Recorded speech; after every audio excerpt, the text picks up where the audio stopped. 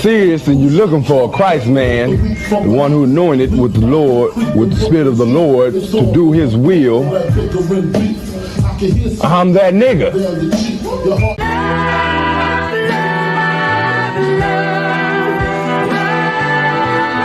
One West, 125th Street. Look, y'all put y'all faith in presidents like they gon' change this country. Run the league and let y'all play, cause y'all gon' make a money. Fuck Obama, he ain't come here on cargo. American Yahanna don't lack no soldiers. Through the Spirit of the Lord, we don't lack no soldiers. You understand me? Like a saint, Black, Hispanic, Native, they hate y'all as the same. Hate Christ in their image, paint you as a slave.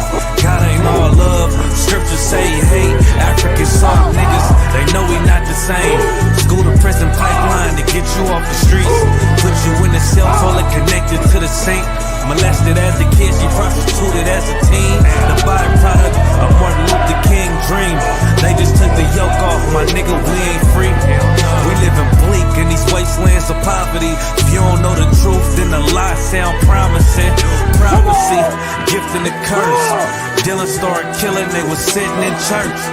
Black folk forgave him, man, this shit is absurd. You should never love your enemy, that shit ain't gon' work. Yeah, fuck dying on your knees, you better die in glory.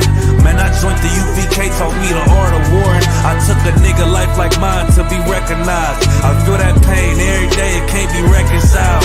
Pops banging, my sister a prostitute. My brother got life, and somehow I still found the truth. War ready, no cowards, no excuse. Fuck reparations, you can't bandage no open wounds. Blood on the leaves, body swing hung from a noose. I was on a run in Nashville and I found the truth. I called the school, classes being held by the shock. On my life, I want to be a gangster like a cop. Do this for my brothers, real brotherhood. Everything we do, we got it out this book. My nigga, I can never be no African. U.P.K the only authorized acronym. I'm passionate about my brothers and sisters. We in hell, I ain't got nothing against them. That's another religion. If it ain't under Yahanna, ain't me murdered by them and got a hug from Yahanna. That's the way out for a coward in my observation. They don't fear the Lord, they indoctrinated. Wolves in sheep clothing, Joe Osteen. Real priests bringing back black royalty. One West on my headpiece, ranking order. Can't let them trick me off the streets, I gotta raise my daughter. I got brothers at the border ducking ICE agents. I got the name change, it was life changing. My family thought it was a game, put on all black, they said I was going through a phase. It's more of us in jail than it was slaves. Aquí somos la Escuela Israelita del Conocimiento Práctico Universal.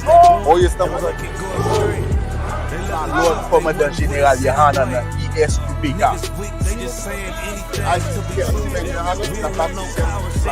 This is what Commander General Yahanna did. This is what he did. First camp, I cut off all my dreads. I took an oath when that oil hit my head. Niggas capping like they lids. I'm a priest, I never stick no fork in no pig. I was dead till I found out how to live.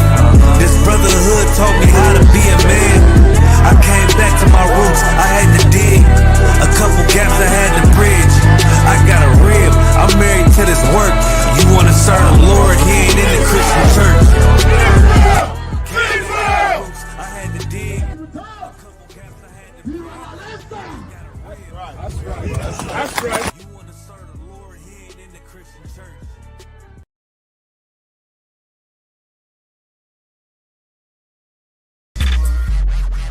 Yo, Lot. These niggas stuck, man. Yeah.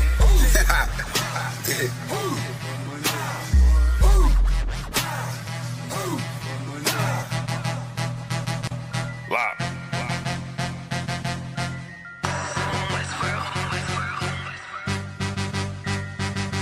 I've been eating pot belly, greasy face, Glock heavy. Feed the safe, talking shit, do not tell me. I don't wanna see the hate, all that shit do not help me. I'm just trying to plead my case to the most high. Pray I see the gates. I was about to Cancun, but we just got the house instead. Covered all of their payment, and now she got the bobblehead. Looking at me like dinner, she said she about to gobble lead. Point the beam like a pencil, and then you gotta swallow lead. Point the beam like a pencil, and then you gotta swallow it. Pack my bag with essentials, I can't forget the hollow tip. Niggas losing they mental, and Satan come demolish it. Niggas all on they mental, and get the whining like a bitch. Just like iron, they rust. Niggas trying, they luck. Keep it real, everybody out here lying. Save us, steady raising dead. They was out here lying, then dust. Niggas on my head, so the brotherhood is a must. Any hood, I be riding with my brothers that I trust. Know I'm good, cause they slime with their fingers on the clutch. Money piling like I'm trying to make it stack in the rush. One west to the death, and that ain't even enough, cause I'm coming back. I ain't never done with dad, going ahead and spread your lies. I'ma let you run with dad, wanting me to spread the thighs. I ain't having fun with dad, nigga, hell no. Now she wanna chop it up like a lumberjack.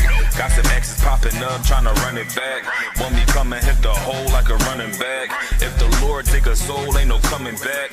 On my soul couldn't fold like 100 racks. I'm down for my niggas, I up for my niggas. I go and do the time, stay stuck for my niggas. I ride for my niggas, I die for my niggas. One west to the death, no lie, little nigga. I'm down for my niggas, I up for my niggas. I go and do the time, stay stuck for my niggas. I ride for my niggas, I die for my niggas. One west to the death, no lie, little nigga. The full Nicky on my waistline like a big nigga. No limit, I'm a tank, close game, hit different. We focus on who around, not concerned with who's missing. My boots digging, never been a house shoe. She don't like it, but she love me. I can tell when she want me. Tell, then I zip the body bag like a onesie. I'm dropping every day, let my feel clumsy. Through the pain, but we don't find shit funny. I know enough that I don't know shit. It's one thing I know this. Never bite the hand that feeds you, never lend a host. We don't want half of the world, man, we coming for this whole shit. But in the world, I was known to pack a bag like a road. I'm in the den with the lions, I be living this in real life. Ain't everything, but you gon' lose your soul, that's a real point. Getting led by a coward, I don't know what that feel like. Black on black, toes to my head, I can't kill Christ. I'm down for my niggas, I up for my niggas. I go and do the time, stay stuck for my niggas. I ride for my niggas, I die for my niggas. One west to the death, no lie, little nigga. I'm down for my niggas, I up for my niggas. I go and do the time, stay stuck for my niggas. I ride for my niggas, I die for my niggas. One west to the death, no lie, little nigga.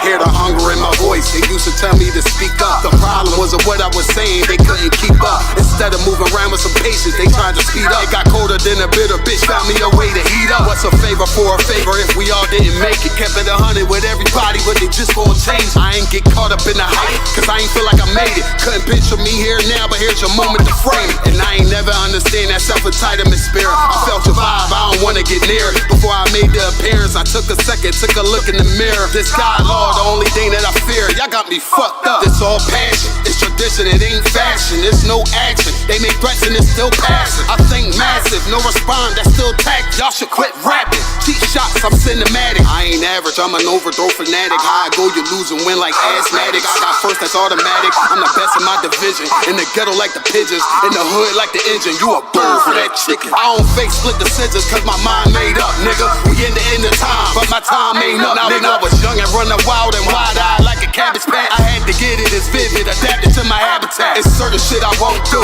certain shit you can't prove. My shit sound like a payday, yours like more when the rent. If I had $1 for every dime you counted, I would be broke. Watch it be close, got a better chance, boxing the goal. And they know I'm raw, and they know the squad, and I'm feeling large, still in charge. I don't make it follow, I follow the law. Standing tall like they here on Mars. I just got a call from my bro, he behind the wall, told me let it off. Niggas lying for some cat, I got a different line in me. Everybody intimidated, I got that God in me. You get focused on them dimes, I'd rather keep my nine with me. Help me get this off the ground, just know you won't fly with me now. I try to make the news, I ain't playing by the rules. I've been trying to play it cool, but that ain't gon' be the business. Y'all out here looking like fools. Home yeah. Truth, I ain't never had to choose. I'm trying to get beamed up, man, y'all trying to make the news. I ain't playing by the rules. I've been trying to play it cool, but that ain't gon' pay the bill. Y'all out here looking like food. Home of the truth, y'all ain't never had to choose. Trying to get green, then y'all trying to make the news. Y'all ain't playing by the rules. I've been trying to play it cool, but that ain't gon' pay the bill. Y'all out here looking like food. Home of the truth, y'all ain't never had to choose. Trying to get green,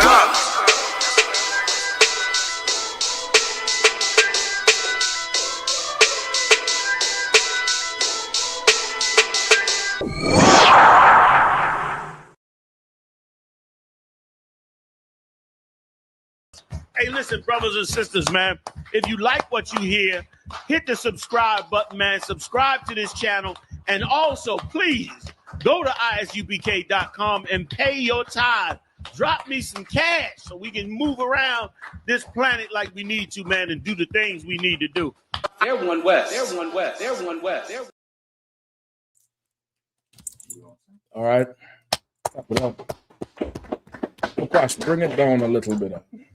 Looking a little bit too up. It's a little down. Yeah, that's better. That's better. You could change the background too. Yeah, from Shabrakathum, Yahweh Shema Tabah Shemi Al-Shai to all the brothers and the sisters. I.S.U.P.K Scripture Breakdown, Washington, D.C. Class I.S.U.P.K under command Jerry Yahanna. You all know it. Since 1969, we've been teaching the truth about the Bible. Blacks, Hispanics, or Latinos, and Native and First People. We are the 12 tribes of Israel. We the real Jews of the Bible. The white man is the devil. Christ is black. The Most High is black. The angels are black. Next kingdom is going to be ruled by a black king. All right. Any questions in class? You'll raise your hand. Anything online, type the questions in. Tonight's topic for sure, we're going to be addressing that sodomite who went into that UFC ring and bought his damn victory, who said Michelle Obama Michelle Obama is a man, right? All because he wants to stroke Trump's micro penis. He wants to stroke his micro penis. So he has to get up there. He's done want to fight with another man, but somehow he feels so emasculated, he has to attack a black woman. Maybe because black women are more manly than you. Maybe because black women are better than you white men. So you feel threatened by them. Because every brother knows there's no comparison between a man and a woman. It's really it's two different species, two different classes. So we don't fight our woman, and we don't seek to fight our woman, but the white man seeks to fight his woman. He has internal issues with his own masculinity, and there's a whole subcategory called incels, which I believe every adult white man has. Even Trump, Bill Gates, Elon Musk, they all really incel people where they're involuntary celibate because women wouldn't give them sex unless they pay them. They could buy whores, but they can't just walk into a club or a bar or a room and make a woman drop a bucket of water, if you all know what I'm talking about. They just don't have the ability to do that. You all ever see that scene from the the Heartbeats, Bukwash? The 5 Heartbeats, where the broad in the chair and she's twisted. A white man cannot do that shit. A white man cannot do that shit without touching the broad. She had enough. She had her fill in that chair. A white man can't do that, so he has to attack women. And okay, the reason why I wanted to do it is because that sodomite, that homosexual, because this is Pride Month. So, a lot of them people who was down there celebrating Trump's birthday was gay. A lot of them was LGBTQ. They wouldn't tell you that, but a lot of them would. And this sodomite who said Michelle Obama is a man, I never noticed before, but there are a lot of black people and Latino people who agree with that sentiment and agreed with that sodomite when he said it. And I was like, okay, surely either you'll fear Trump or fear the white man, or there's something in you that you don't understand what was really said, and you don't see it as an attack on black people. You see it as fun and games or some old dumb shit. When this thing here is centuries old, it's this what he said is part of white supremacy. It's part of the Eurocentric mindset of thinking. It's part of the American fabric, right? You all know America, of course, not America, but just in general in war. One of the ways to emasculate men in war is to attack your woman.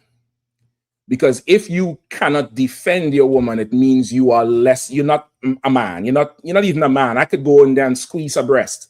I could squeeze her ass. I could strip her naked before you, and you can't do anything.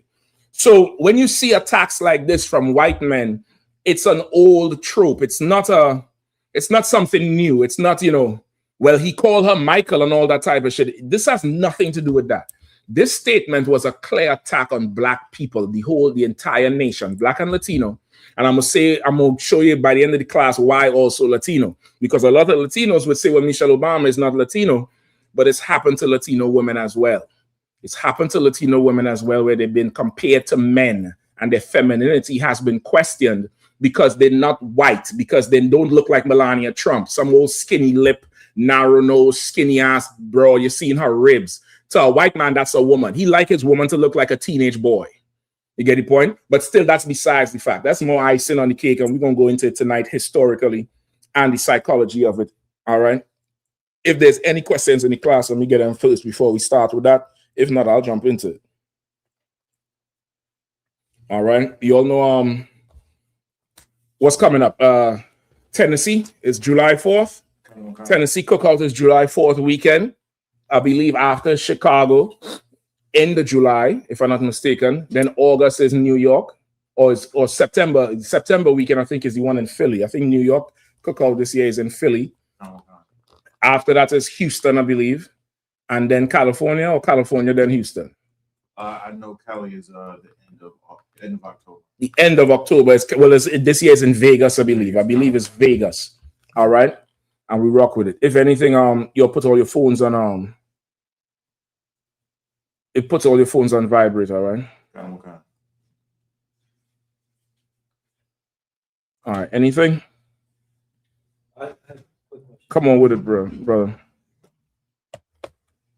So like you said, can Zechariah 11:4-5 be used as a precept for celebrities, sellout celebrities? All right, let me hear you.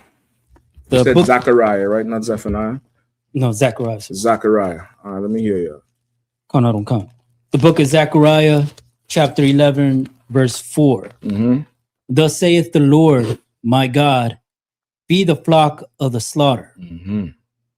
Verse 5, whose possessors slay them mm-hmm. and hold themselves not guilty. Mm-hmm. And they that sell them say, blessed be the Lord, for I am rich, and their own shepherds pity them not. Mm-hmm. Yep, this is in my breakdown for leaders. This is in my breakdown for sellout leaders and Christian preachers. This is a UPK 101 precept for religious leaders, your politicians, and the oppressor. All right, you need it broken down, or you just wanted to know? Yeah, if I can get the... You'll get a breakdown on it too? Yeah. Let's rock with 5. it. That's fine. That's fine. Go ahead and start again, 4 and 5. Book of Zechariah, chapter 11, verse 4. Mm-hmm. Thus saith the Lord, my God, feed the flock of the slaughter, mm-hmm. whose possessors slay them and hold themselves not guilty. All right, verse 4, when it says feed the flock of the slaughter, what does that mean?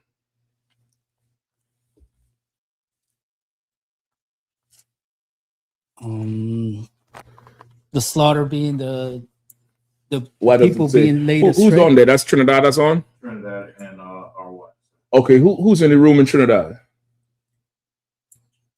Salakia say, hear me? I can hear you. Go ahead. Your switches are wrong and jump on the podium, all right?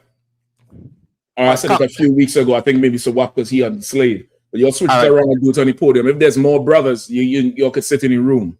But if it's there, you'll just turn it on the podium, all right? And you could sit on the podium. It's better, it's easier. You could see you all more. All right? Come on, cancel. Switch the camera wrong in the meantime. All right. All right, Izon. When you say feed the flock of the slaughter, what are we talking about? Would that mean the people who are being laid astray? Mm-hmm. This is possible. Okay, we'll hold that.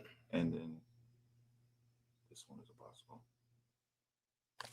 This one here? Yeah, come on.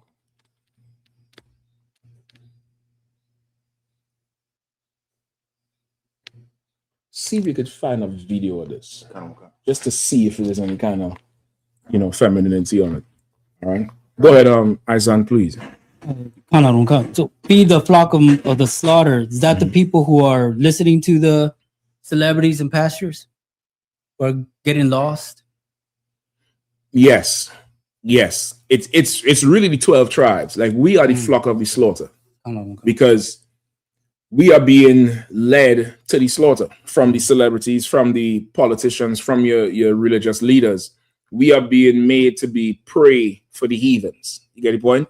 Like the oppressor puts the Chinese man in our neighborhood to set up stores and shops and liquor stores and restaurants, and our leaders say nothing about it, right? And when something happens, when one of them violate our woman or kill one of our young brothers, our leaders say nothing about it. So the Lord is saying, go feed the flock of the slaughter. Go give them something. Go ahead. Verse 5, whose possessors slay them and hold themselves not guilty. Right. And what does that part say? That's I guess saying that like the pastors or celebrities whose possessors slay them and hold themselves not guilty.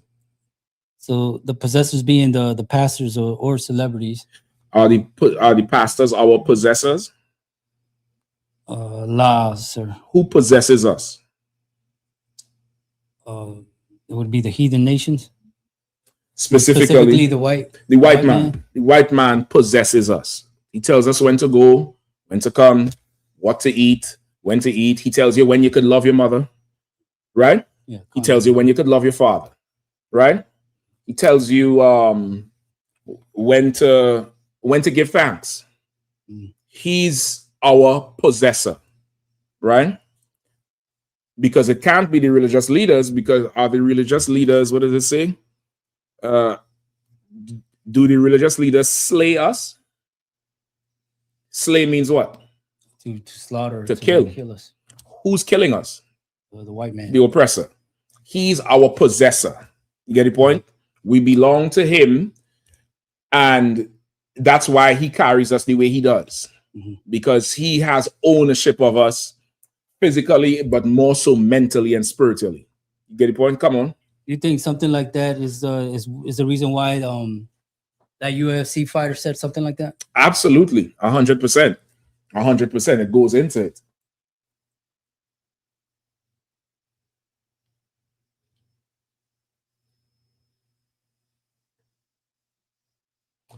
You might need to do some research on this guy. See if you could Google him and find something about his past. There's something ain't right about this dude. All right. See if you could find something. I did not see that before. All right. Salaki, go ahead. What you were saying? Yeah, like the UFC fighter that would possess him to say something like that, Well, not so much him personally as a possessor, but because as a people they are over us. He has the he is not unchecked. As a people, we have a check with us that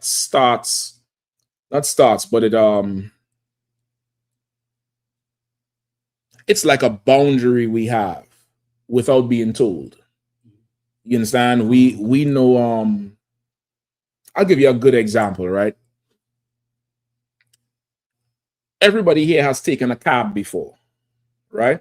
You know the old school cabs, the yellow cab, or the blue ones they used to have out in Maryland, and everybody's taking an Uber, right? As a people, when you leave the Uber, or the cab, how do you close the door? I don't slam it. We don't slam it. We don't slam the doors. I would think that's a normal thing among black people. But white people will slam the fuck out of your door. You hear it from across the street. You hear the cab door go bang from across the street. And to them, they're not on purpose trying to break your shit. They don't have a boundary. We have a boundary in us that built in from a young age, where you get a brand new shoe to go to school with. Right? Fall semester starts. You go into school, brand new shoes. What happens if you come home with those shoes muddy and scuffed up? What usually happens? Your parents will say something. Your parents said something. I get belt. Because these, and what do they say? You know how hard I worked to get these shoes and you couldn't take care of it? Our parents are not even registering. This is a child. What the fuck you talking about? I'd walk barefoot if I could. I only wearing these shoes because you told me I had to. But if you didn't tell me, I would go to school barefoot, nigga. I wouldn't even walk. I don't care about these goddamn shoes. But a white person, their teenager crashed the BMW. Are you okay? All that matters is that you're okay. We'll get another one. They call the insurance up. They get a rental. The BMW man dropped the rental off for them at the house. We have a certain boundary in life that's taught to us because of our poverty, because of our oppression, because we don't have money to deal with basic things. There's a statistic in America saying the average Black and Latino family cannot afford a $1,000 setback. Like if there's an emergency in your house, I don't know, your water heater, that's usually the thing that goes in a house. The heater blows, a car accident. The average Black and Latino family cannot afford a $1,000 setback, which means you don't have $1,000 saved. You get the point? So because of that, you know how much thought goes into right foot, left foot? You know how much thought goes into everything you do because you have a boundary you can't cross. They don't. They don't, so they could say what the hell ever. He could say that shit. They're not going to fire him from UFC. They're not going to do anything. Meanwhile, some sister down there in Texas, she said something about Austin Metcalf. They fired her. They let her go. You get the point? So it's not so much that that he is our possessor or something possessed him to say it. This is America. And America, to prove you're an American, you have to show wanton hatred for Black people, Black and Latino people. You have to just show it, even though he may not even believe it. He may not even have believed that. But on that moment, he has to stroke Trump. He has to go ahead and do it. And if he doesn't do it, he's un-American. You get the point? But this one here is talking about the oppressor. This one here is talking about the white man. He's our possessor. He slays us. I'm going to give you a good example of it. In Mississippi, I think yesterday, this woman, I don't know if the brother is the child's father, or that's just a man. They went shopping for diapers. The people in the store accused them of stealing the diaper. The cops show up, shoot up the car, kill the 1-year-old boy. That's our possessor slaying us. You get the point? What's the other one? The brother there, the Metcalf dude, right? Everybody said Metcalf attacked him. He gets 35 years. He has to get that thing. You understand? Like their wanton hatred for us is this thing here. Our possessors slay us and then count themselves not guilty. I ain't do nothing wrong. Right? The dude who killed Michael Brown, Derek Chauvin, I think is his name. Yeah, what he said, you all don't understand. It was like Hulk. That's what he said. He said Michael Brown was like the Incredible Hulk coming through the window. This is a 15-year-old boy. And this is a grown man. And a 15-year-old boy coming through your window to you is Hulk. Brother, they asked him, the ABC News anchor, I forgot his name. The ABC News anchor asked Derek Chauvin, seeing what happened, is there anything you would do different with the Michael Brown situation? He said, no, I'll shoot him in his head again. You understand? This is who we're dealing with, whose possessors slay them and hold themselves not guilty. Go ahead. And they that sell them say, blessed be the Lord. Mm-hmm. And they that sell them say, blessed be the Lord. Who sells us? That would be the pastors and the celebrities. The oppressor. Oppressor. The oppressor has sold us into slavery. Right or wrong? He sold us on auction blocks. Doesn't he say, man, thank the Lord for slavery because it's civilized y'all will be in Africa, some. That's what he says. Whose possessors slay them and hold themselves not guilty. And they that sell them say, blessed be the Lord, for I am rich. You get the point? Now, precept on precept, you could probably use this for your pastors as well, because they're sellouts. You get the point? Because they get money for selling us out. Right? I spoke to some sellout this week. I couldn't believe it. Well, really, I could, because he's not in the truth. He's not in the truth. This little bastard telling me I'm wrong because Michelle Obama is a man. He has no idea where I'm about to go with this shit here. He has absolutely no idea where I'm about. He's going to apologize, I guarantee you. All right, go ahead. And their own shepherds pity them not. And their own shepherds pity them not. That's the leaders. Our own shepherds have no pity on us. They don't care. They're not sorry for it. Once again, they want to be so American so bad. They're willing to let our people be slain, abused, mistreated for their own gain. You get the point? And so you definitely use that for your leaders, your religious leaders and stuff like that. Somebody trying to say something? Yes, sir. Salaki, sir. Yeah, how about Go you? ahead. Yes, brother. I was gonna say, was it Trayvon Martin? A lot of the so-called black leaders, our religious leaders, said he should have just cooperated. Maybe he wouldn't be dead. Listen, them purple faggots. Trayvon Martin, who the hell is Trayvon Martin? The white man tell him stop, he should have stopped. If you disobey the white man power, you remember that shit? If somebody could find that and send that for Bukwash. Is Mathaya on? No sweat. Somebody could find that and send it for Bukwash. He could play it. Where the little, imitation Levite, he said, if you disobey the white man power and wave with his hands like that, that's our leader selling us out. It's fun, brother, to see this shit is appalling and funny at the same damn time. And about a month later, the police killed one of their sons down there in, I forget, in Tennessee or something. Some woman had a son. He had a mental issue. The police gunned him down. And they're all there talking about community this and community that. When it's one of them, then now the tune changed. But when it's somebody else, they don't have they don't care about it. All right. So you could definitely use this. There's a few more, I believe, Matthew 23, the whole chapter.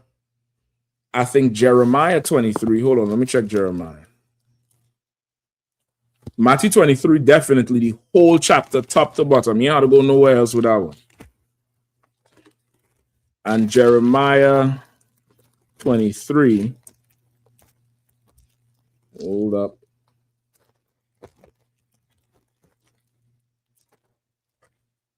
If you find what Jeremiah 23 says.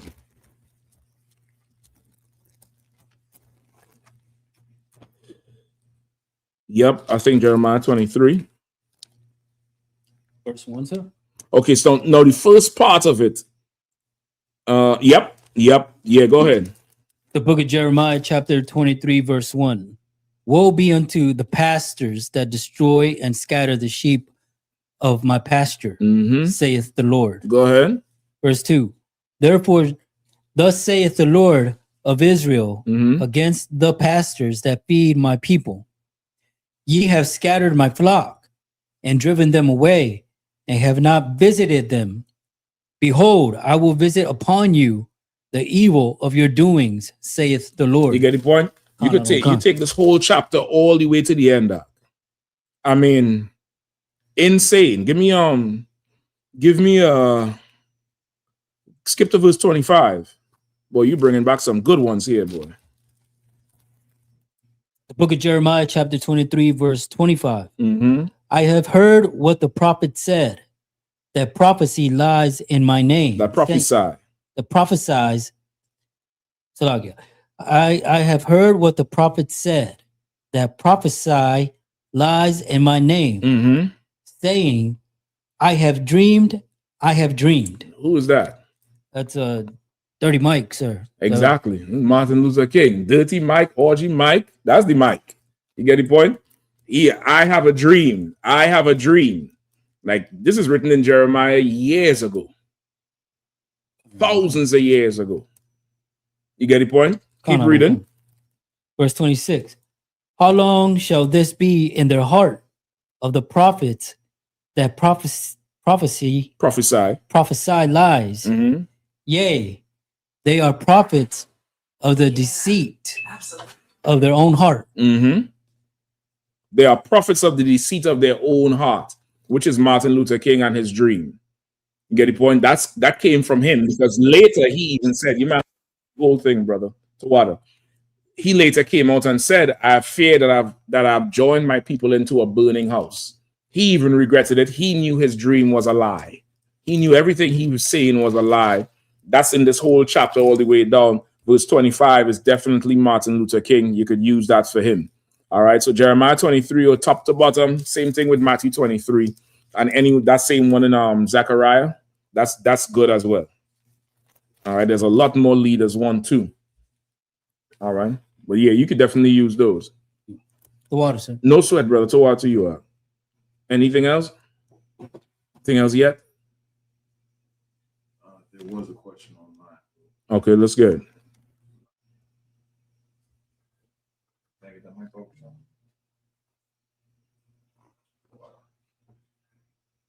It's from 80s RPG Gamer. It says black fatigue. Do you know what that means? Well, you could tell me. What does black fatigue mean? All right, whatever RPG, whatever your name is. What does black fatigue mean? You tell me what it means. All right, I assume you're trying to make a point. You can hurry up and make your point. You don't have to, ask a question and answer. I answer one question and you come on. Just make your point. Just make your point. All right. Anything else?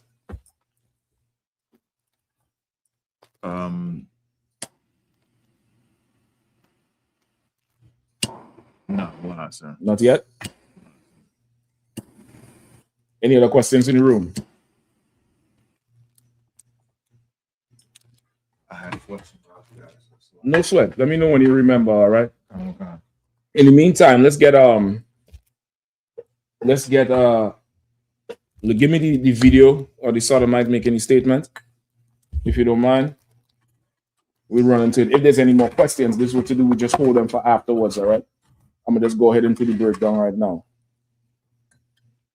All right. So you all know Trump had his 80th birthday this weekend, right? 80 years old, and you lead in the free world. You're on the verge of dementia, right? Probably already there, half senile.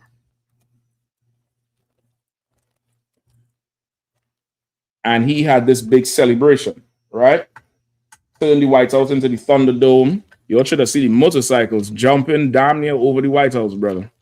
They didn't show you that part, right? They didn't show you the UFC fight. You also saw the motorcycles? Sir. Brother, he had dirt bikes out, jumping like it was Idiocracy? Like, what's that? Idiocracy when Terry Crews was the president? I ain't never seen that. It's lucky, bro. It's like what's the Evil Knievel? You see Evil brother, dirt bikes, jumping something and landing on a huge almost like a big pillow, like a ramp, but it's like a pillow. You get the point, so that they don't fall straight on the ground. And they're jumping and you're hearing this shit. And I'm like, this is the White House, nigga. This is the White House act. And he had dirt bikes jumping, bro. It's ridiculous. So he had his fight, and they had the UFC thing going. So now at the end of it, this what's the dude's name? His name is something Holkit. Josh Holkit. Right, Josh Holkit. I don't know what kind of heathen he is. All right, he got up and said something very disrespectful to black people. Right, anybody who thinks this is about Michelle Obama is an absolute idiot. You need to stop getting high. This has nothing to do with Michelle Obama. He said this about her because he knew that this would affect black people. This was to beat black people over the head in front of Trump so that he can please Trump. He can stroke his ego and please him. All right, you have the video? Come on, let's get it up.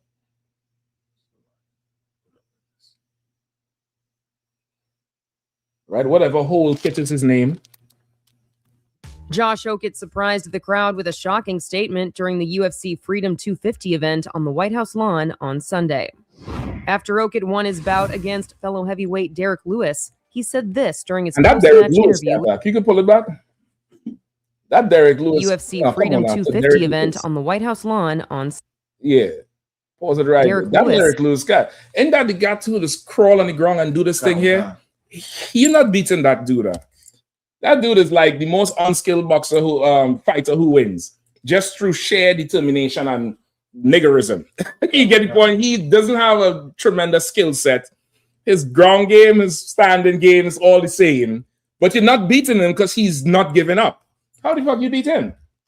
I don't understand this shit. Go ahead. He said this during his post-match interview with Joe Rogan. Michelle Obama is a man.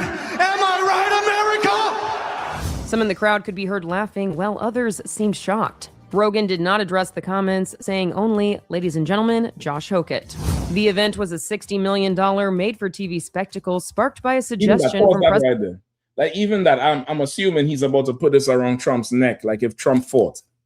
So this is to stroke Trump ego, for want of a better word. This is for that. This is to make Trump feel like he's the man, and this sodomite here has to do the same thing. Something about that chest tattoo is telling me something else about this cat. That tattoo is very high on his chest for some reason, and I don't understand why. Hold on one second. Bukash, come and take this one. Shalom.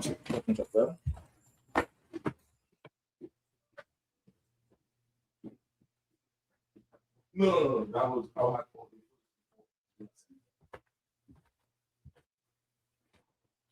Hey, we're gonna get into some more of this. It's some surprising stuff. This is the first time I ever heard about this Joker. Who? Anybody know who he is? It's my first time ever hearing about this guy. He's calling out people that he don't have no business calling out. With that, I pass the class back to Captain Shots. Of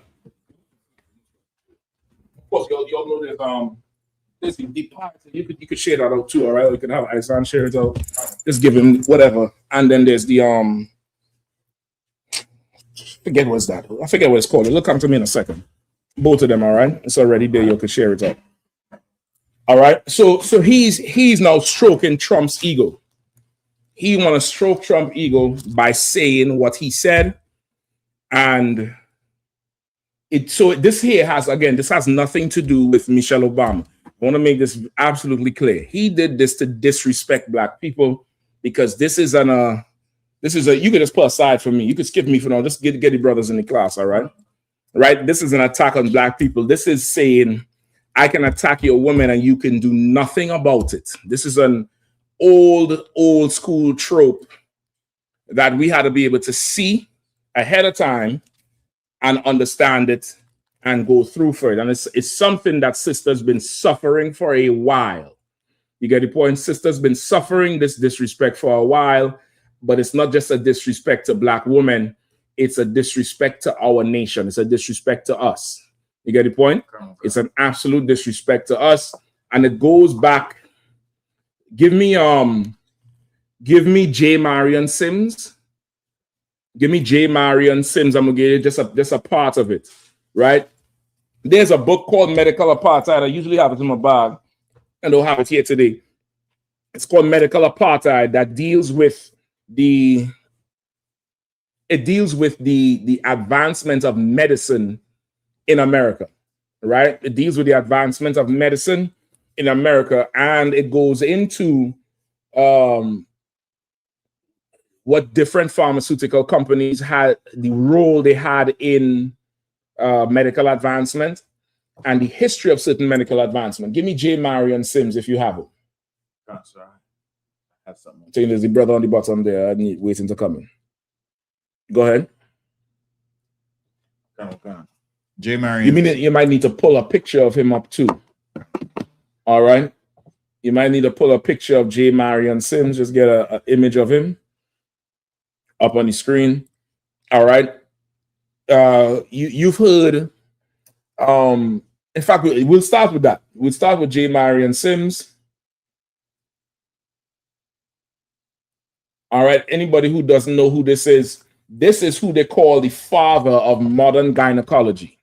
All right. When your rib or your sister or your mom go to the OBGYN to check their feminine care because of how their system is made, they have to have more routine checks on their private area than a man does. A man usually waits later in life before he starts to go get checked out.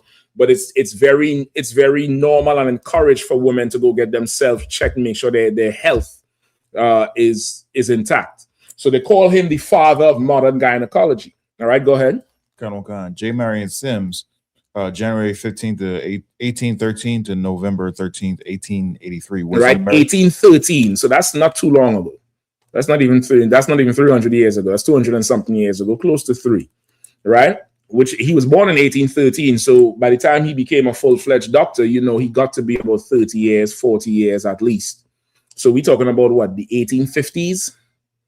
When he was practicing. Go ahead, which is not long ago, right? Go ahead. Was an American physician in the field of surgery. Mm-hmm. He was most famous. His most famous work was development of surgical technique for the repair of the vesiciovaginal fistula, a severe complication of obstruction childbirth. Right. He did a lot of work with the vagina, with the vaginal health, and developed tools. Give me the famous picture of him.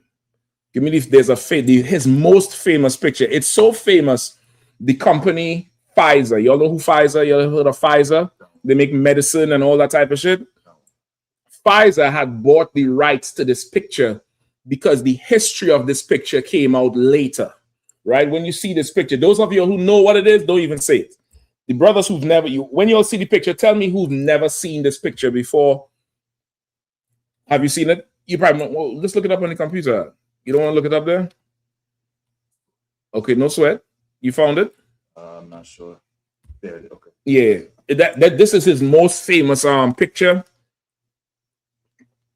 Pfizer bought the rights to this picture because the author of the book, Medical Apartheid, was going to use the picture on the front of the book. And they got the rights to use it. But when Pfizer found out what the book was about, they pulled it. They pulled it. Even this picture, I believe they have the full rights to it. You can't use it commercially anyway, right? And this picture is up in the offices in Pfizer. Anybody has never seen this picture before? All right, Izan, go ahead. Young brother, you seen it before? No. All right, no sweat, pass the mic to the brother. Go ahead. No, I was just kind of like surprised you said that this picture is up in the offices. It's up in their office in Pfizer, the main office. Probably not everywhere, but in their main office. And also there's a bust, which is what the chest up statue. That's what there's a statue that they made out of clay or marble. And there's some called a bust, which is like a head up statue. That's a bust. They call that a bust. They also have that in the offices in Pfizer or outside of the Pfizer headquarters. All right. This is a statue of J. Marion Sims, where the love of man is there is also love of the art. Some fucking bullshit. But anyway, let's get back to the picture. All right. Go ahead, Izan, what are you gonna say? No, I'm just shocked that they would have it displayed. Oh, okay. You have to do the research. This damn devil here, J. Marion Sims, he made them a lot of money. He made them a lot of money. Ridiculous money. He made them. Could you zoom in some more? All right. Okay, so Izan, you've never seen this before. What does this look like to you? No, not that much. All right, I'll take that. What does this look like to you? Now, don't try to guess what's going on. Just as you see this picture, what does this look like to you? It looks like they just randomly grabbed this woman and about to like do some kind of experiment. I say that because of the two people hiding behind the curtains. So they were sort of like, if she dies, oh well, we got 2 more in the back. I'll take that. Anybody else, young brother? Pass the mic on. Because Jesse Pie is back there too if the brothers want him. Yeah, I would say it looks like she was chosen. Mm-hmm. Yeah, like the brother just said, that she's gonna be experimented on. I'll take that. I probably let it out a little bit. I should have showed you the picture first. If anybody online, because let me know if anybody online saying anything, any comments about it, right? Who hasn't seen it before? But for those of you who have, I know you all know the story. I covered it in class. All right. I'm not gonna go into it fully. I see UPK Shalat said she's being violated, not in the way you think, but she's about to be violated. All right. This J. Marion Sims is the father of modern gynecology. He's That's who they crown him as. All the tools, women would know these tools. The stirrups that you put your feet on for even when they go in for childbirth. The forceps that they put into your woman to open her up to look at her cervix. All that comes from him. All the tools of modern gynecology comes from him and from what he from his experiments. Now this picture is famous because this for one, no, this is not Henrietta Lacks. Henrietta Lacks is another one. So Waterford reminded me of her too. But this is not Henrietta Lacks. Henrietta Lacks. This sister here, they are about to cut her open with no anesthesia. It's in the book. I'm just not going to go into it because I'm going more into the other, what this faggot said. They said this picture paints a picture that's not really what happened on the farm. This is a plantation. He's in a barn. If you look closely, the two helpers are his medical assistants. Bukwash, could you zoom in lower down by where that chair is, the green chair? Is it possible to zoom in down there? Give me some more. Give me a little more zoom. Yes. That's it. No sweat. So you see a wash pan in front, the blue pants. Then you see a chair because he has to sit because why? She's going to be laid on her back with her legs open. There's a bucket to catch whatever. And what's on the white towel on the table? Tools. You can't barely make it out. They said, brother, in the book, in the medical apartheid book, they said the screens on the plantation would stop work because the woman would be screaming in such blood-curdling pain. That's what that's the words from the book. Blood-curdling agony. They said this picture was such an insult to what really happened because it shows, go back up to the pan out so we could see the woman up in the corner. It shows the two women peeking as if they're the help or they're just curious as to what's happening. And that's not what was happening. They said the woman, he done killed so many women and dismembered so many women in the name of medicine, and only black women. They said the woman's cries on the plantation would stop work. People would just be like, what the fuck is that? And stop. They said there was blood, so much blood everywhere in the barn. It was like a horror show. And he's doing all of this without anesthesia. Why is he doing this? Who can tell me why there was no anesthesia?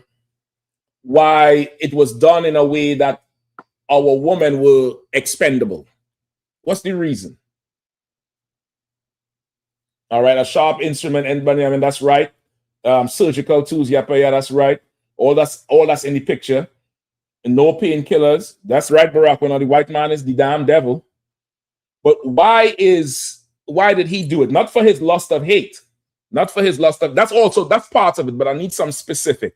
And that comes to the root of why this statement about Michelle Obama cannot be left unchecked. It cannot be left unchecked at all. Go ahead. Barack Obama says, well, Mbanyamam says their lack of humanity. Barack Obama says because Edomites felt black people didn't feel pain. That's it.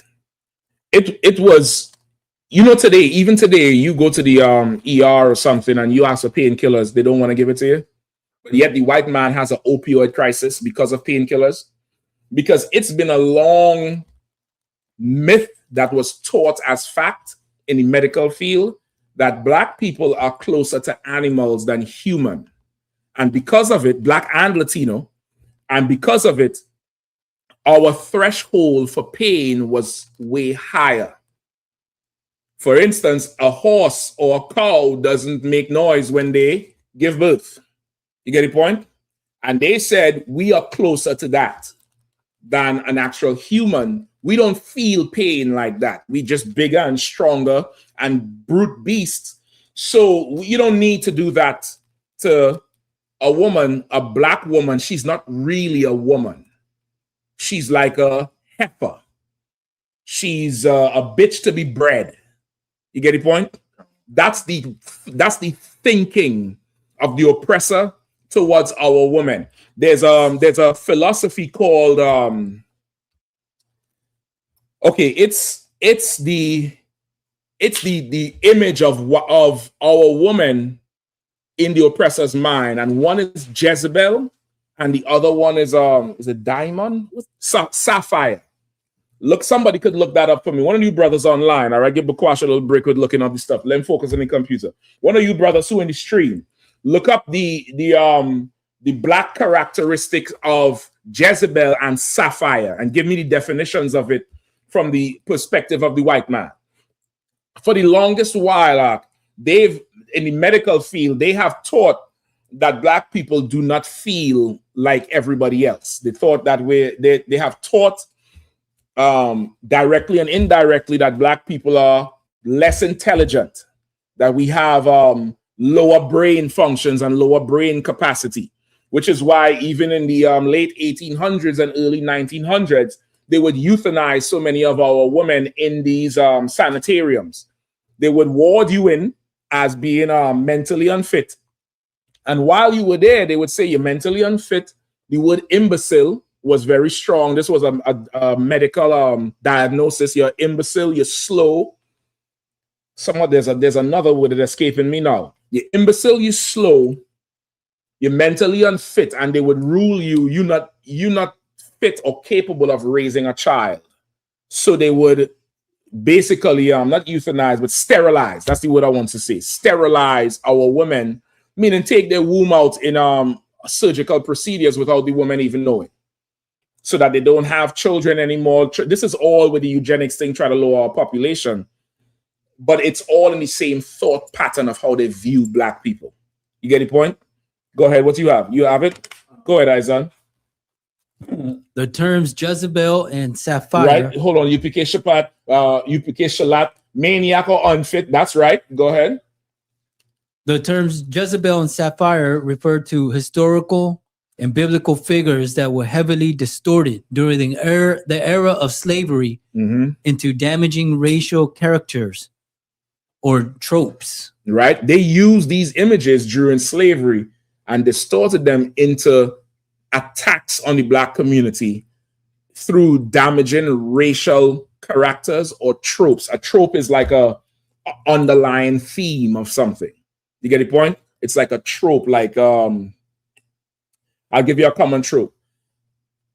How they say people from the country slow, people from the city are smart. That's a trope. That's it's like a stereotype that's negative, but you could build on it. You get the point? Go ahead. Well, of course, that part is not true. Go ahead. Applied to black women. And this applied to black women. Go ahead. They are deeply. And let me tell you something. After this class, if you still say the I.S.U.P.K hates black people, you slow.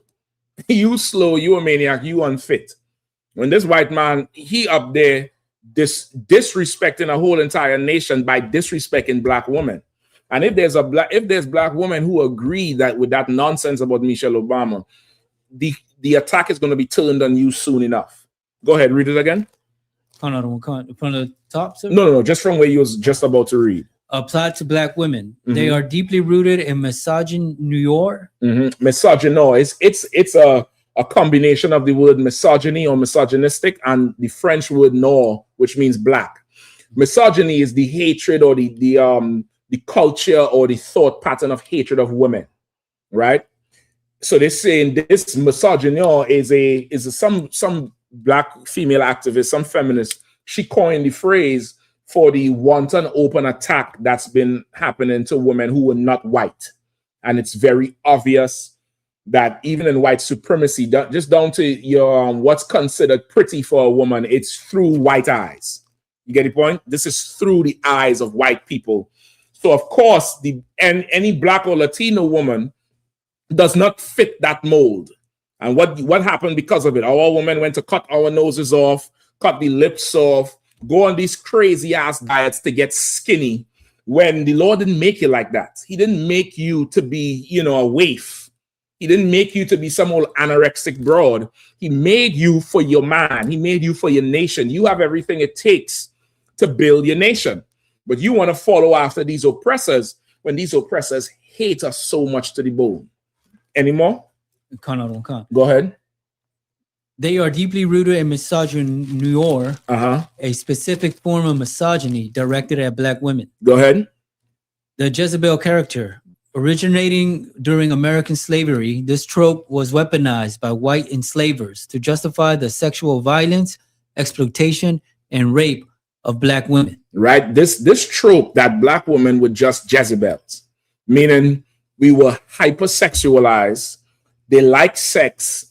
They might say no, but they really like this to justify all the sexual attack they would do on sisters. Just last week, we were showing the one down there in Georgia, on the border of Georgia and Carolina, where the white man, old white man, pretending to be a cop, had this young girl in handcuffs. For what?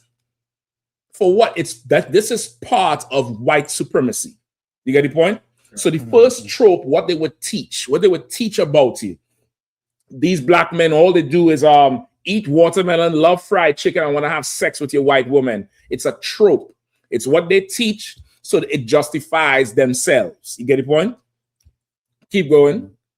Hypersexuality. Black women were depicted as lustful, promiscuous, and animalistic, falsely framing them as eager temptresses rather than victims. Right? This again, whose possessors slay them and hold themselves not guilty. This thought, I'm coming to you, this thought pattern was so that they would be hypersexualized, always naked, animalistic, aggressive. That sounds like any female rapper today, which lets you know the women who are in entertainment, what they present is not who they are. This is some white man, usually the small hat, who is pushing this trope or pushing this image so he can justify everything he does on the back end. You get the point? Go ahead, Bukwash.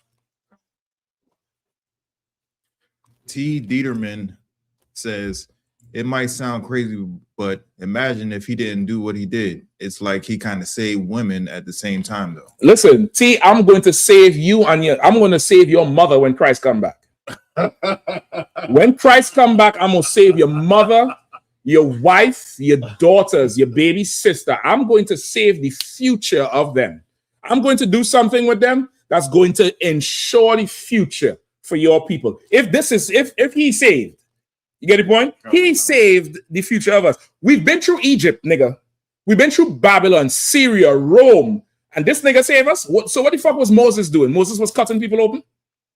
Maybe if you don't eat pork, shrimp, crab, and lobster, you don't need all this invasive treatment. Maybe there was knowledge existing before this devil that you devils don't even know about, that you devils don't even understand, whose possessors slay them and hold themselves not guilty. Now, put the picture back up on the screen. What's the name? T. Dietermans. Dietermans is some white name. It sounds like Belgium. It sounds like a Belgium name. And you see he has the monkey face up there with the pink lips. This is a white man who is watching the DC page because what I'm saying is fucking true. Right. So you have to say something about it. I know this is the truth I'm talking about. Thank you for justifying me, T. Don't forget, tell your mama I'm gonna save her, all right? I'm gonna save her, and tell your wife I'm coming to save her. I'm coming to save her with something that you don't have, T. Something that you don't have. Something of epic proportions, T. Fuel brought to you by Watermelon Felon. T. All right? Let's keep going. So we had Jezebel, right? You can use the other mic too now. Go ahead.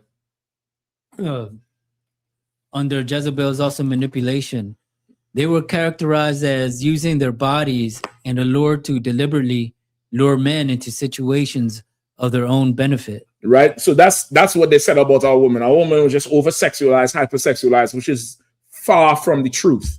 Get somebody. What's the woman's name? There was a woman who.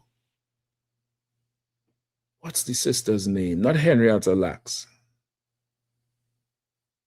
I believe, okay, was she Rosa Parks' lawyer, or Rosa Parks' lawyer defended this sister? There was the story of a sister. Somebody look it up for me. Arawadi, one of you brothers look it up. There's a story of a sister that went out on a date with a brother, and I believe they were pulled over by a gang of white men. And I think the brother ran. I'm going to look for it. Anyway, give me the other one. Give me Sapphire. Give me the Sapphire trope. The Sapphire character, originating from the character Sapphire Stevens on the 1940s, 50s, Amos and Andy radio and television show. This trope is commonly referred to as the angry black woman stereotype. Aggressive and domineering. This stereotype depicts the black woman as overly loud, hostile, stubborn, and combative. That sounds like your housewives. Every housewife show, every you know, the all them shows where they're all in one house. They're all in one house and they have a reality camera. This is that. This is, read it again. Aggressive and domineering. Aggressive, domineering. Go ahead. This stereotype depicts black women as overly loud, hostile, stubborn, and combative. Overly loud, hostile, stubborn, and combative. And both of them together is the stereotype of black women today.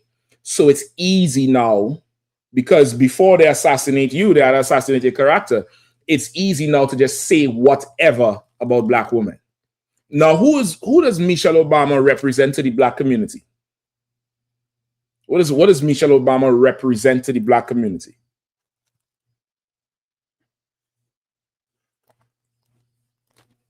Right? She was the former first lady for 2 terms, 8 years.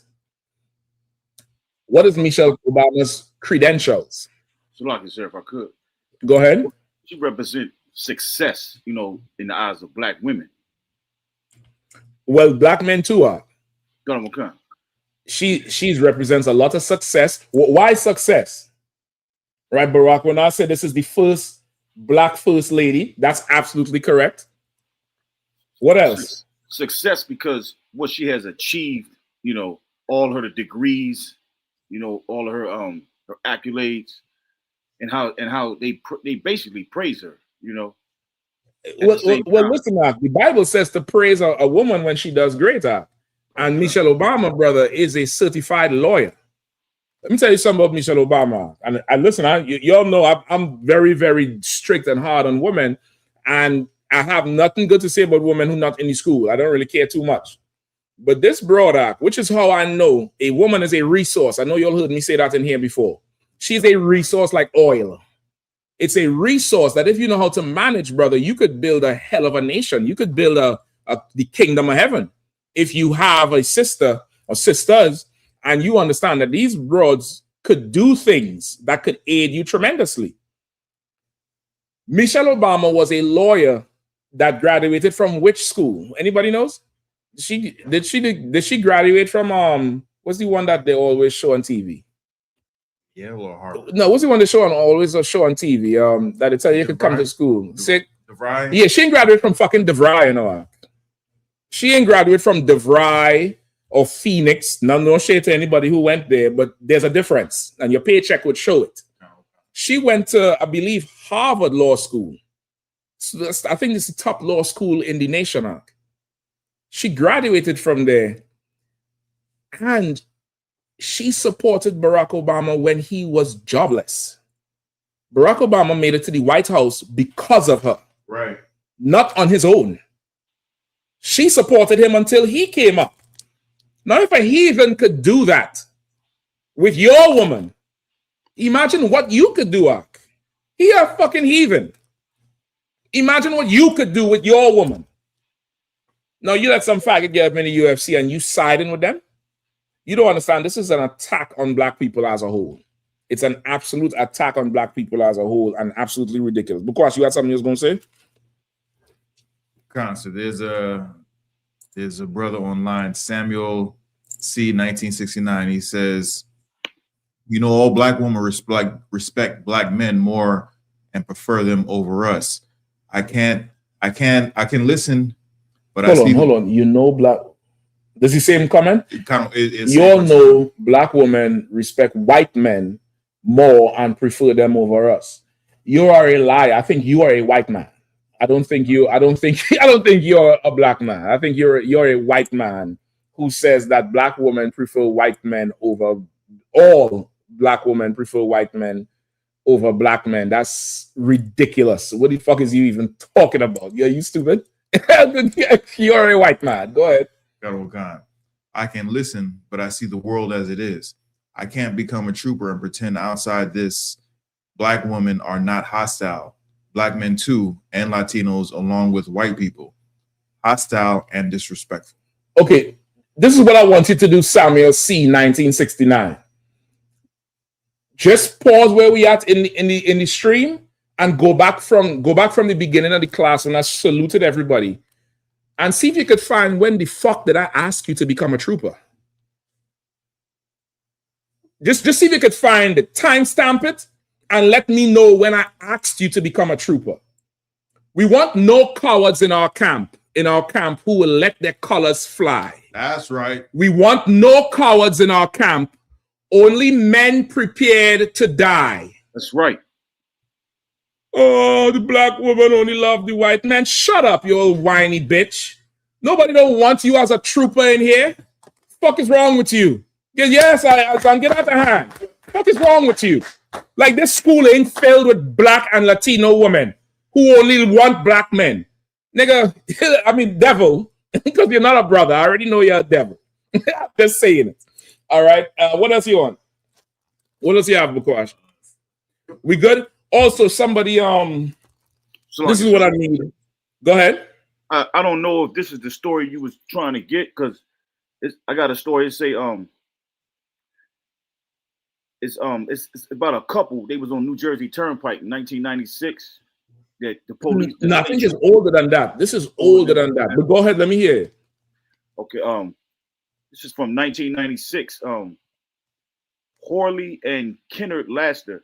State troopers fired on their van, injuring Kennard, who fled into the woods. This is a story. This is an older story. This is old.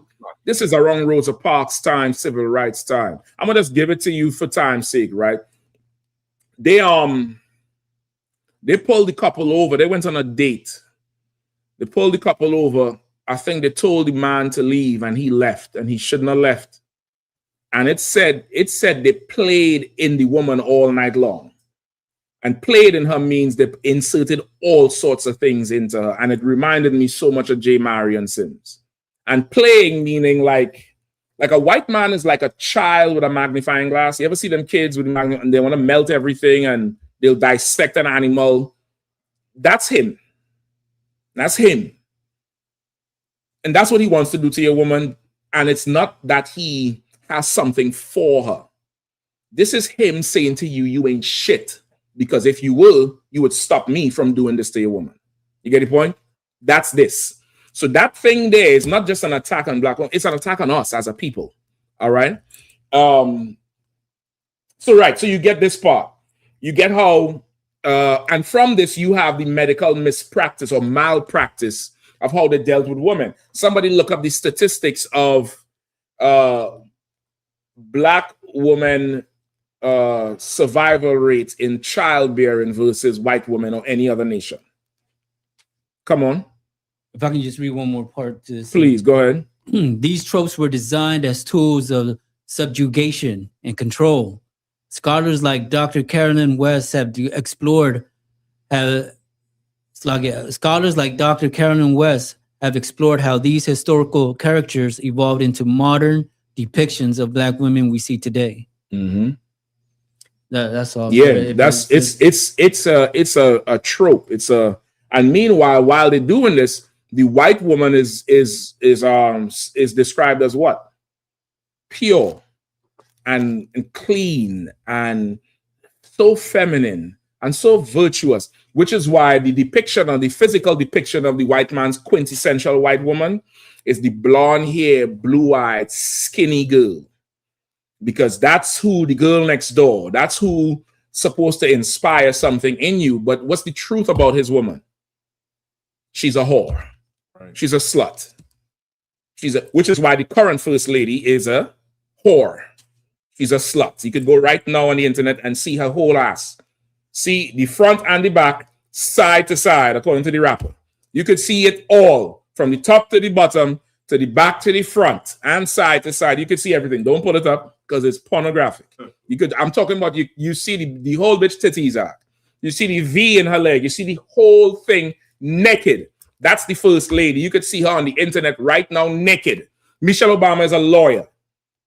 She's a full-fledged lawyer that put the president, the first quote-unquote black president, because he's an African, paid his bills and help him finish law school and funded him as he became a politician all the way to the White House. Barack Obama got to the White House on the strength and femininity of a black woman. Meanwhile, Trump has had to buy his wife from Jeffrey Epstein. But the sodomite UFC fighter said nothing about that. He didn't say nothing about the property that Trump bought, the sexual property he bought. You get the point? Go ahead. What do you have for me? Sir, I have a black woman experienced roughly 45 to 50 maternal deaths per 100,000 live births, whereas a white woman experienced 14 to 15 deaths per 100,000 births. That's saying that black women are 3 times more likely to die in the birthing chamber or the birthing theater than white women. Why is it that we are they say we are 13% of the population?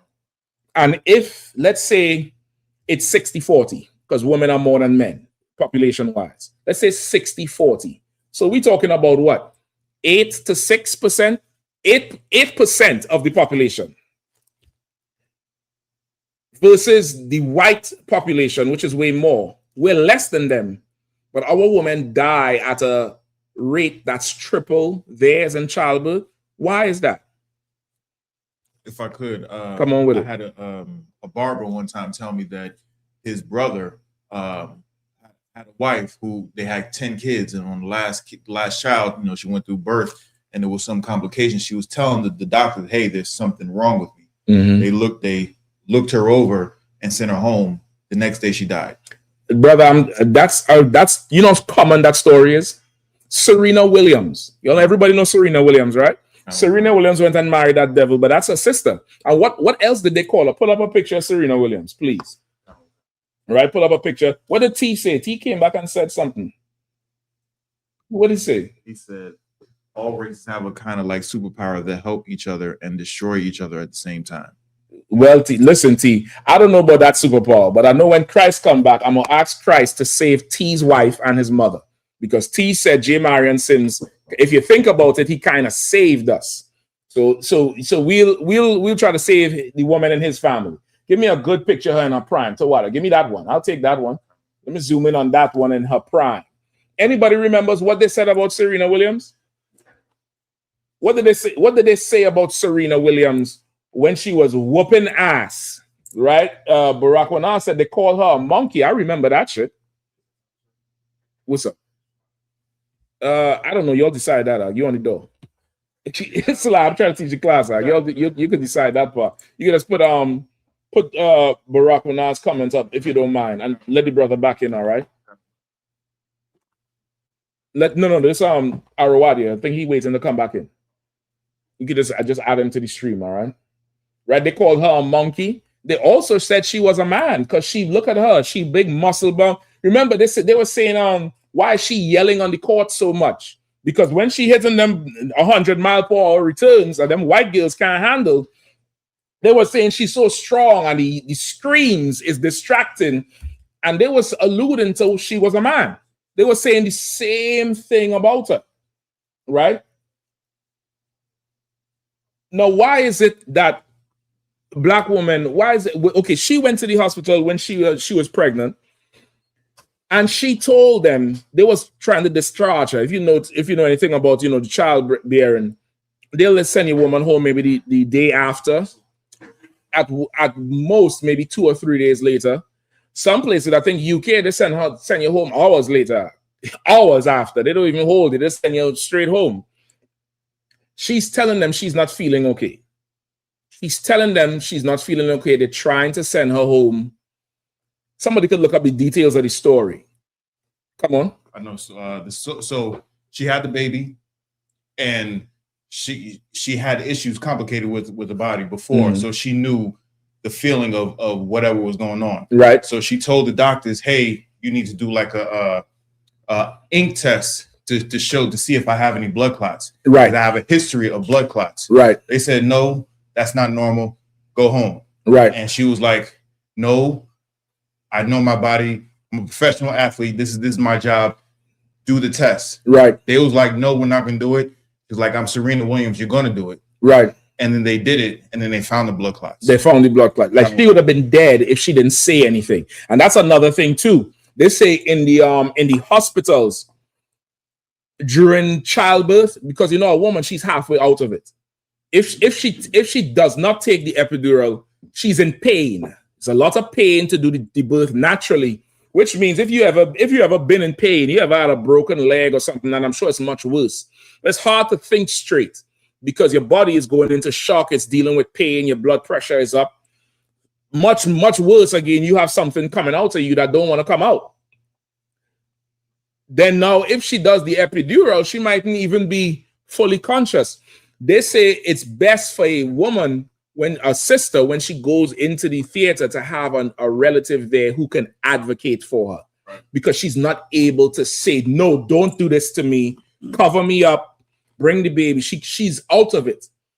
And if she does, there's nobody to advocate for her. These bastards in there will just let anything happen. And Serena Williams had to advocate for herself and throw her weight around in there, or else she would have gone home and died from the blood clots. You understand? Come on. The thinking that black women are men or animals or harder or stronger or, anything else but a soft feminine thing, it's dangerous. It's a dangerous thing. It's a matter of life and death. Also, somebody look up for me the rise in, what's the word? Not mental disorders. The rise in mental illness in black women over the past 10 years. Somebody look up the increase and what they're saying is the reason why. Come on, what you got? Captain Warren texted me. He said there's a question from Baltimore school. No, sir. Is it in there or he texted? Go ahead, let me hear it. Colonel Khan. It says, "Shalom, I apologize for the delay. I'm interested in marriage soon, and I remember hearing I have to wait 6 months before I can even deal with a brother and the truth. I wanted to understand better, when will that time frame begin, and how can I start so I can prepare myself better for my future head?" No sweat. I'm gonna get to that one right after. I'll try to tie it and just remind me about that question. All right. Okay. Before we close off. So yeah, somebody who's on there, who online, look that stat up for me, right? The rise in mental illness in black women, I would say in the last 10 years. It could be shorter. In the last 10 years, and what they say is causing it. So now they call Serena Williams a man, right? Because you ain't got to do that. I'm gonna have you do something else. Yeah, there's other brothers who could look it up. Let me see what Barack Onat saying. Yep. Go ahead and read it out. Okay. Always my mom always said, don't go, Slaggy, don't go have your baby alone at the hospital, or else you'll end up dead. Now you see the calculations black people have to make to have a child. You think a white woman thinking about that? She know the whole hospital want this white baby to live out. Right. Listen, it's so bad. We having babies and blow up pools in the living room. You understand? We going that far with this shit, and she's absolutely right. I think Yahanna said they said she was a man. That's right. They said she was a man. They said even her and her sister, which is Venus, were men. Now, because I've seen this before. Can you pull up a picture of Steffi Graf? Y'all might remember who the fuck Steffi Graf is. I remember because I was trying to play every sport, under the sun. Just start pulling Steffi Graf. I believe that's not her. What's the German one? Martina Navratilova. Look up that one. Oh no, hold on. I think that's the one. Martina Navratilova. Look up that one. Not Martina. No, Martina. Yeah, Navratilova. What's the German tennis player? Yeah. Oh, brother. Look up. What he wants. Just pull up anyone. This is not a man? You mean to tell me this is not a man? Give me another picture of her.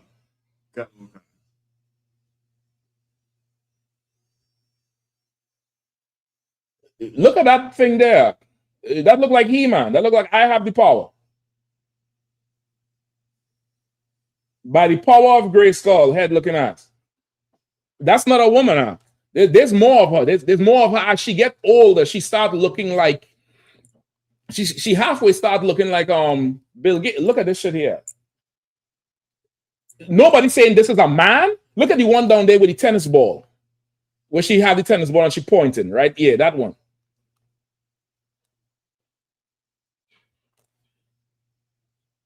That's not a man?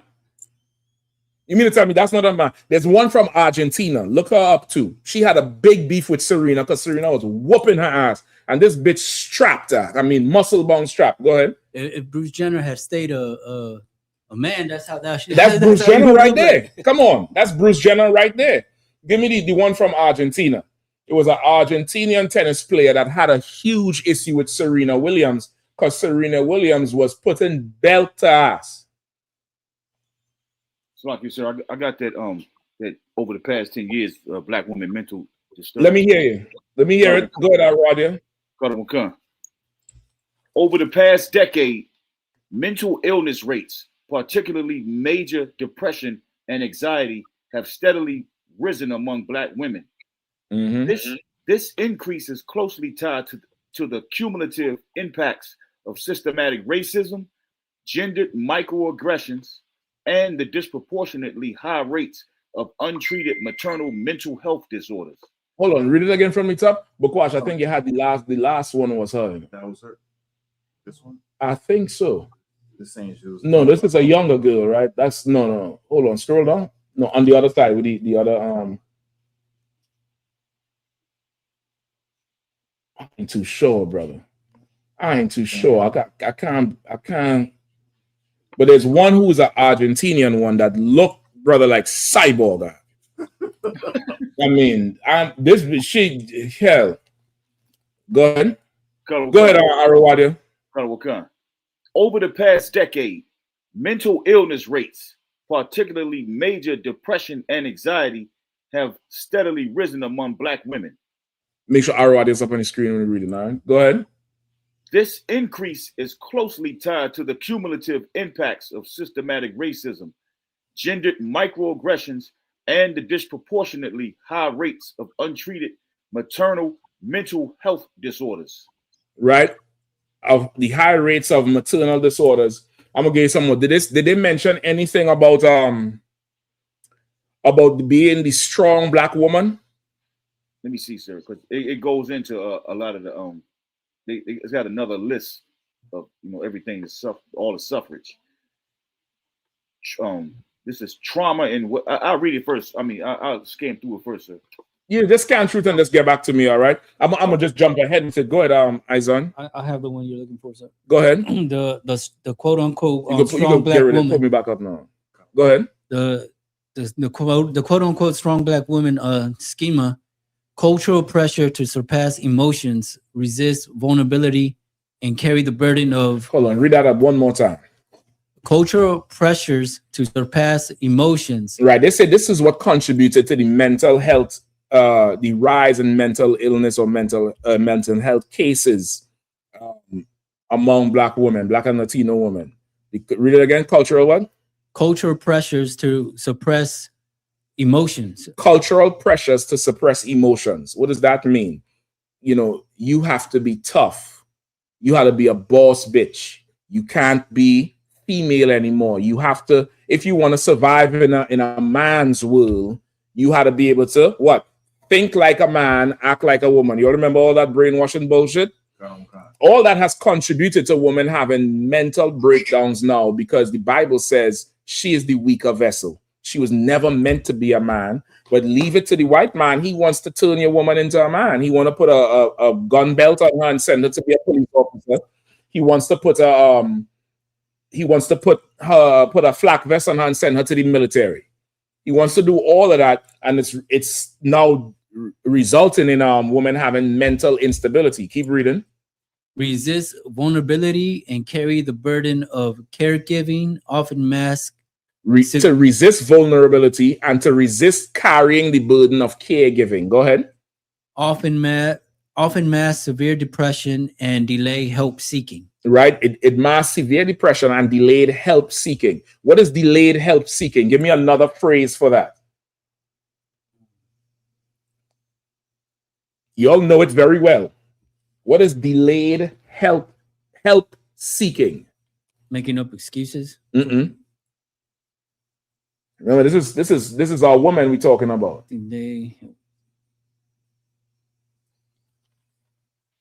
So, like, sir, if I could go ahead. Saying, like, basically, is it saying they don't need no help? There's nothing wrong. Which is otherwise known as what? Denial. No. INDEPENT, please. No, I mean, do you know what that means? You remember that shit? Okay. Neil had a whole song, Mrs. Independent. That's why I love her. They said all that shit contributed to her mental illness. Delayed asking for help. She knows she need help, but she has to pretend to be so strong and not emotion, because woman, something go wrong, she's gonna cry. She's gonna cry. You're gonna have to console her. You're gonna let her cry. You can't be like, what are you crying for? Some. Just let her cry. Let her cry it out. That's just part. It's like sweating. It's like when you exercise and you sweat, it comes out. Will somebody say, man, what are you sweating for? Did anybody ever say that shit? No, because it happens. This is who she is. She's gonna cry. You might go hit the punching bag or break something. She's cry. Let her cry. Comfort her and cry. Go ahead, cry, baby. No sweat. You good now? All right, come on, let's talk. She get it out her system. Now she's back to... She has to repress all of that in this oppressor's empire. And that leads to what? Mental breakdown. Now, the white woman, is she allowed? Does she have to repress who she is? Does she have to now delay asking for help? No, she's allowed to be the damsel in distress. Our women are not allowed to be that. Our Black and Latino women are not allowed to be that. Let me give you another example of another woman who was called a man, besides Michelle Obama and Serena Williams and Venus Williams. Give me Jocelyn Hernandez. Give me that video. You remember Jocelyn Hernandez? Right? She's, I believe she's Puerto Rican. She's Ephraim and Simeon, or Ephraim and Manessa, one of the two. She was one of them housewives. And I believe she was into sports when she was young. She's a taller woman. And this attack usually comes with women who are usually taller or bigger. And because, of course, the white man, he don't have the tools to climb that tall tree. He don't have the tools. Listen, sisters, you'll come lay that burden down right here. We got the tools for you. I know just how to handle all that height and all that width you got. I know exactly what to do with that. But that white man, that intimidates him. So he has to call. That's his way of saying you're ugly. You're like a man. And that hurts a woman, daily. That hurts a woman to be compared to a man, because for a woman, she's delicate and tender. You tell her she looking like a man, you're telling her she ugly because we ugly to her. She's attracted to us. But if you're looking at, the comparison of the two, you tell her, hey, you look just like your daddy. That's not a compliment. Don't never tell no woman that, because in her mind, my daddy's a man. He deals with oil. He's in the yard. He farts loud. You get the point? Like, to her, you just big ugly thing. To hear that she's like that, it's not a compliment. It's not too much. Tell her she's pretty and just end it right there. You get the point? They continuously call the sister a man. She had an athletic frame. She was taller, I believe, a little bit more strong built. And they continuously called her a man. Ridiculous call her a man. And of course, she ain't the most educated broad. She did talk a little funny. So it's even more, it's evidence for the trope that they're pushing. Go ahead. See if we can play this video. Hip hop, Jocelyn. I'm finna get ready to go home in a minute because my back hurt real bad. Let me just say, this ain't no damn man. I don't care what y'all. Let's just straight up. Let's just get straight to the point because I ain't got time to be going through all that. This is not recent. This was when she was still on the Housewives show. This was when she was still with that Stevie J character. She done start her own thing now. But they troll this girl so bad, brother. I'm gonna tell. Go ahead, keep playing. Hey, whoever, but listen, let me say this. Could it be whoever said that this a man, they lying. Whatever that rumor came from, it's a lie. I'm sitting here and I just call it like I see it. I'm not a hater. I'm not trying to kiss ass. I don't know this lady from day one. This ain't no damn man. I'm gonna go over here and let Juicy walk on my back because my back hurt this morning. And I just like to scratch it because I think it's bad to mess up somebody's character. Now, well, I don't know what a person. Like I'm a man. I've never had any problem with nobody saying nothing like that. I was confused when they said that. I'm like, for real? Okay. Now, but would you say like maybe on that first episode, maybe they did your makeup a little too hard, or like, you know what I'm saying? Because like, yeah, trust me, like, you know, I was on Twitter that night. And I ain't gonna front. I was one of the people in the driver's seat with the gun hanging out the window, busting shots. It just, but they're seeing you in the studio. I would tell this ain't no damn man. Yeah. Everybody says that I'm a homebreaker, but I'm like, how could you break something that was never there? He and I are friends, and he's my manager. I I'm not think that the man part was in the beginning. Now, this is in the early parts of her career. They said, you can leave her up on the screen though. They said she was a man. And they said it over and over and over and over. You know what she did? Anybody remembers what she ended up doing? Brother, it was everywhere she go. That's a man. That's a tranny. She's a tranny. You know, this broad posted pictures of herself naked and said, y'all see a man here? This is how far it affects our people. You get the point? Like, this is a whole attack on you. And if you simple, you wouldn't understand. This is a old school white supremacist thing that they will do to us. There ain't one white girl who they said this about, and there's many white broads who look like Ellen DeGeneres. Nobody ever said she's a fucking man, and I think that bitch is a man. I'm telling you, I think she's a man who pretended to be a woman from day one. I don't think she was ever a goddamn woman. Go ahead. Come on, Hillary Clinton. Hillary Clinton, I halfway understand why Bill had to go get from somewhere else. Because Hillary looked like, brother, she get home and scratch her leg. She get home and say, what time the game is on, y'all? Give me a beer. She don't look like, you know, she's feminine. You get the point? She don't look like that type of thing. But this is a attack on who we are as a people. It's rooted in disrespecting your woman to disrespect you, to make sure to show your woman that you can't defend her in any way. And they do it physically with the rape, with the forced sexual violence, the kidnapping, even the Moabites in the store would attack our women like they were men, body slamming them, headlocks down, punching on them. Like, don't understand, this is a woman. Like, what's going on with you? But this is like, it's a flat out, it's a disrespect. It's a disrespect, and it's an old trope of a disrespect to black people as a whole, and black women have to suffer it. And you would be a fool to let this thing slide, especially from our own people. You get the point? Give me anything you was holding. Did you want any of this dude? Let me get some of him. Now, also too, Bakwash, I'm gonna send hold on before we go to him. Yeah, I'm holding a lot. That's why I'm getting sidetracked with this shit here. I'm sending you something now.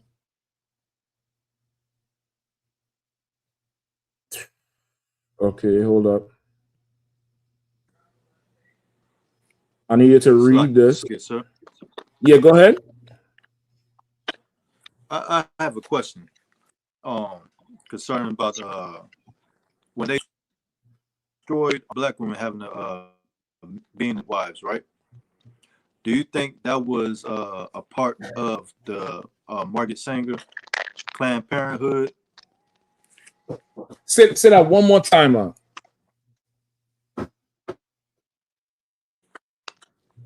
Come. When they went and destroyed our industry for our black being midwives, right? Do you think that was a kind part of breaking up? It sounds like something as you're speaking. It sounds like something else going on. Say it one more time. Hey, what was that in the background? Somebody doing something? When they destroyed our industry. Hold on. Is it just his audio? Yeah, something's going on. I'm gonna come back in, sir. No sweat. No sweat. Come back and ask a question because it's breaking up.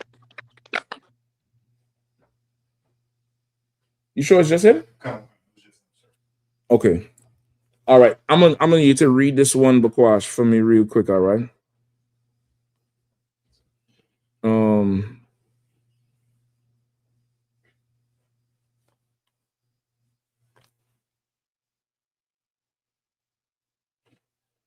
And also something else. You gotta hurry up with that one, brother. I'm gonna need you back.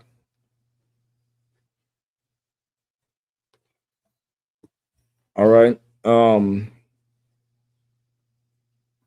Right. Now, also too, that the whole idea of you have to be the strong black woman, strong, independent, this and that is again is trying to harden you up and turn you into something because you a thing to be used, and you have some you a thing to be used, and you could take the abuse, you could do all that when all that is really against your nature and your spirit of how things is done.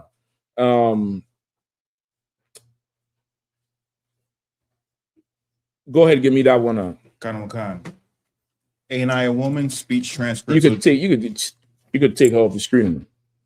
All right. So now this is Sojourner Truth, right? Sojourner Truth, might describe her as an activist. She did a lot of public speaking and poems and stuff like that. And she had a famous speech that she did called "Ain't I a Woman?" All right, go ahead. Khan. Well, children. Well, there is so much racket there. Must be something out of a kilter. I think that betwixt the Negroes of the South and the women of the North, all talking about rights, these white men going to be in a fix pretty soon. Mm-hmm. But that's all this here talking about. It's like it. But what's all this here talking about? That man over there says that women need to be helped into carriages and lifted over ditches, and to have the best place everywhere. Right, hold on, read it from the top again. From the top. Yeah, please. Khan. Well, children, well, there is so much racket there, must be some out of kilter. Mm-hmm.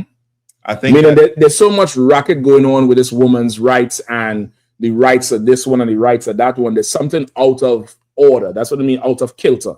There's something out of order. There's something, it's something out of whack. It's like saying that. Go ahead. Khan.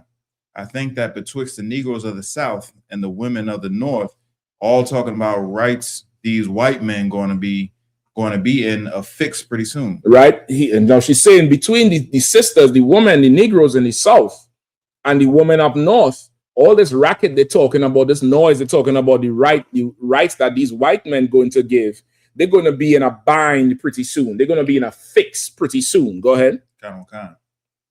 But what's all this here talking about? Mm-hmm. That man over there says that women need to be helped into carriages and lifted over ditches, and to have the best place everywhere. Right. Hold on. I might need a picture of Sojourner Truth up here as you're reading this. See if you could pull it up for me. All right. See if you could pull that up for me. She said, but what's all this here talking about? There's a man over there saying that women need to be helped into carriages, right? And lifted over ditches. This is what they call chivalry, right? Woman helped into carriages. You hold her hand as she's stepping up into a carriage. Or if there's just think about a time when there's no, the road is not paved. There's no, bitumen on the road. It's mud. So if rain fall, if there's a depression in the road, brother, there's water. Now imagine she walking from the carriage to the saloon or the hotel, and there's water. A man would come and lift her up and walk through the water so she don't touch the ground. You get the point? Because she's so feminine and delicate and tender. Go ahead. And lifted over ditches, and to have the best place everywhere. And to have the best place everywhere. Meaning, you make concessions for her, right? Go ahead. Nobody ever helped me into carriages. No, say it again. Nobody ever helped me into carriages. Michelle Obama is a man, ain't I right, America? Read it again. Nobody ever helped me into carriages. Go ahead. Or over mud puddles. Go ahead. or gives me any best place. Hey, Michelle Obama is a man. Ain't that right, America? Ain't I a woman? Say it again. Ain't I a woman? Say it again. Ain't I a woman? Now, why does Sojourner Truth have to ask, ain't I a woman too, as a black woman? Why does she have to ask that in the middle of all these rights, this and rights that? Shapat, you can just sit for a second, brother, just to grab a seat, all right? Why is it that she has to ask, ain't I a man? Ain't I a woman? Ain't I a woman when somebody's, treating her like a man? You get the point? Why does she has to ask all of that? Read that last part again. Ain't I a woman? No, from nobody. Nobody ever helped me into carriages. Nobody what? Ever helped me into carriages. Meaning there's no man that ever came to her and said, Sister Truth, Sister Sojourner, you need some help to get up in there? You all been to Passovers and feast days? How many times you see sister pull up with a trunk of food and brothers come on now, come, let me take that from you, sis. Come on, let me take the baby stroller. Let me take this, that, the other. She ain't had to do nothing because you big and strong, you can handle all of that because you the man. You get the point? This sister here looking for some of that treatment towards her because white men talking about rights for people, and she ain't never seen that treatment. She had to make a whole speech at this feminist thing, and she said, ain't I a man? Ain't I a woman? Ain't I a woman the same way? Don't I deserve to be, to experience chivalry and to be carried over ditches and helped up into carriages? Go ahead. Or over mud puddles, or gives me any best place. Go ahead. Ain't I a woman? Ain't I a woman? Go ahead. Look at me. Now, the fact that she had to say that, it lets you know that whole thing about black women being men been around for a while. If she's saying, I'm a woman, brother, that you're for time's sake, I ain't gonna even go into it too heavy, but y'all could go and look up that Jocelyn Hernandez thing. That shit drove that girl crazy out. Like, she was crying and all kind of shit. And I remember the shit. I think she posted it on Twitter or something. The bitch is naked, spread eagle out, and said, where do you all see a man here? Because, brother, this shit, this got to be maybe 10 years ago. Got to be up to maybe 10 or 15. That was 2012, sir. See what I'm saying? It's a long time. So you imagine what the internet was back then and how new it was and how important the whole internet was towards people. And when somebody says something, how it would affect you. And for somebody like her, if you ever hear her talk, remember they always would mock her, how she uneducated and she ratchet, she this. And then there was like, she's a man, I'm telling you, that's a tranny, this is that. And brother, the girl is a woman. She still wants to be looked at as a woman. Right. So if this Sojourner Truth back then have to say it, it lets you know that sentiment about black women, that's a man. That's a man, been around for the longest while. And it's on purpose. It's done by white supremacists. It's on purpose. It's to destroy and degrade your woman. It's to take away her femininity from her. It's to strip her of value. That's really what it's meant to do. It's to strip her down of value. So if she's a man, it's easier to treat her like a beast. You get the point? And it's an attack on you because, of course, you can't defend her. That's what they're trying to say, right? Read the next one. Go ahead. Just right quick. I think the sister ended up getting a lot of body work done as well. Who, the Hernandez girl? So I can't remember, but I wouldn't put it past it. You get the point? But it was from all the abuse online about that's a man. You're a man. I think her name is Jocelyn. They started to call her Jose and Joseph Hernandez. It was bad. It was horrible. And at that time, the whole cyberbullying thing, it ain't as common as now. It was huge then. You get the point? Because it was so new. Go ahead. Look at me. Look at my arms. I have plowed and planted and gathered in the barns, and no man can head me. What does that mean? Read it one more time. Look at me. Look at my arms.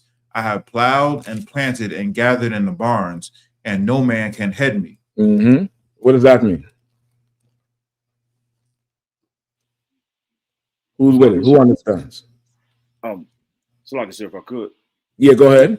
Like she working so hard, it's like her arms is being defined, almost muscular or something. Go ahead. That's what I hear out of this. It's like, hold on. That's the one. Shaw to water, brother. Shaw found the bitch out. Gabriela Sabatini or Gabriel, because this bitch here, that's a man. Sabatini, not Sharapova, but I think it's Sabatini is the one. I think that's the one. Right? You could find a picture of her, see that's it, or just look it up on your phone first. Let's leave her up there. Right? That's true, Arawadi. That's okay. She's plowed a field. Say again? No, I was saying kind of. Oh, she plowed the field, she worked hard in the field, and she's saying no man could head me. What does that mean? Slack it, sir. Go ahead. Is she saying that I'm an independent woman? Not independent, because she's saying she's plowed a field, she's planted and gathered into barns, and no man can head me. Is she outpacing the men? Yes. Meaning she's working as hard or harder than any man. And still nobody would treat her like a woman. You get the point? Nobody would open her door. Nobody would do that. Nobody would, like, she's not seeing all this rights they're talking about. The rights they talk, in the end, you'll see she talking about this rights is for them white people. But us, that's not for us. Because I'm doing all this. Ain't I a woman too? Go ahead. Ain't I a woman? Mm-hmm. I could work as much and eat as much as a man when I can get it, and bear the lash as well. And bear the lash as well. What does that mean? This was during slavery. Slavery was still in effect. She experienced it. You get the point? Go ahead, Izan. No, I was just gonna say the lashes being and getting whipped. She could take it. What happened to that? Ain't I a woman too? So when you hear that faggot get up there and say Michelle Obama is a man, Michelle Obama comes from a people, brother, who went through slavery. And slavery, brother, they was hard on our women like they were on the men. It was ridiculous what we went through. And for you to come and say something like that and laugh about it, and there's really no kind of outcry. I didn't hear Al Sharpton say nothing. Jesse Jackson, Farrakhan been quiet for a minute. I ain't hear none of your preachers and your leaders say nothing about this thing. Where's all the death threats? I ain't saying you should, but goddamn, you was threatening Carmelo Anthony. He had to move. This faggot here says something and it's just normal. Brother, this is a very old trope to destroy and disrespect the credibility of black people by attacking the woman. And of course, it's to strip away her value, because her woman's value is in her femininity. Her value is not how much she could pick or anything. Her value is in her femininity. That's what makes her of high value. Go ahead. And ain't I a woman? I have born 13 children, and most. How much? 13 children. How much? 13 children. Goddamn, man. 13 kids, she's a superwoman at this point. Go ahead. And seeing most of them sold off to slavery. Now you see why I always say I want to put their kids in a box and sell them on eBay. Now y'all be thinking, man, Cap going extra hard on this shit. Brother, Sojourner Truth ain't that far ago. And she said most of the children she gave birth to was sold, and she watched them get sold into slavery. Now, some faggot get up there and he said Michelle Obama is a man. That's not just a today statement. That's just not something for today. You get the point? That's just not something for that, just for today. Keep going. And when I cried out with my mother's grief, none but Jesus heard me. And ain't I a woman? Talking about all this woman's rights thing. Where was all the rights then? Keep going. Then they talk about this thing in the head. What's this they call it? What's this they call it? Intellect. Intellect. Like intellect. That's it, honey. Intellect. What's that got to do with women's rights and Negroes' rights? No, let me tell you, this is the daughter of slaves. She was a slave herself, had 13 kids. And she's checking them in this speech as a slave, as a cotton picker, as a stalker in the barn. That's a lifelong experience, if you understand what I'm saying. You get the point? Okay. And she talking here like a stateswoman to them. You understand what I'm saying? Okay. You see where that's a man comes from? You see what I'm saying? The white man is a micro penis incel. He can't handle a woman. He don't know what to do with her. And he sees a strong black woman. He sees, and when I say strong, I'm not talking about physically. I'm talking about a woman who is feminine. And she enjoys being feminine. He has to, attack her to get one up on you, because of course you don't struggle with the things he struggles with. You don't struggle with those things at all. You strive under pressure. Your woman doesn't have to go to fertility treatments and all that type of shit. You just have to get some Modelo's, a few 211s. What's this y'all drink? What's that thing? What's that beer y'all telling me about, the malt liquor one? The OE? The OE, right? The irk and jerk. Y'all turn that Netflix on. The brother cover his eyes. Y'all think I don't know about the irk and jerk? I don't know about that ENJ. And y'all turn the Netflix on, and in about a month time, baby, I'm late. You get the point? Some of y'all just look at the brother and she's pregnant. The white man, he has problems having children. He has problems. So some old tall ass broad, to him is a man. Listen, I done forgot this other Latino sister. We'll pull it up after. Keep going. Okay. Mm-hmm. If my cup will hold but a pint, and yours will hold a quart, wouldn't you be mean not to let me have a little half measure full? Read that from the top again, from the intellect part. Intellect.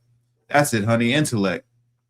What's that got to do with women's rights and Negroes' rights? Mm-hmm. My cup will hold but a pint, and yours. Right. So she's saying you're talking about this thing with intellect, because of course they were saying that black people were slow, black people were feeble-minded. That's the thing. They say you're feeble-minded or you're imbecile.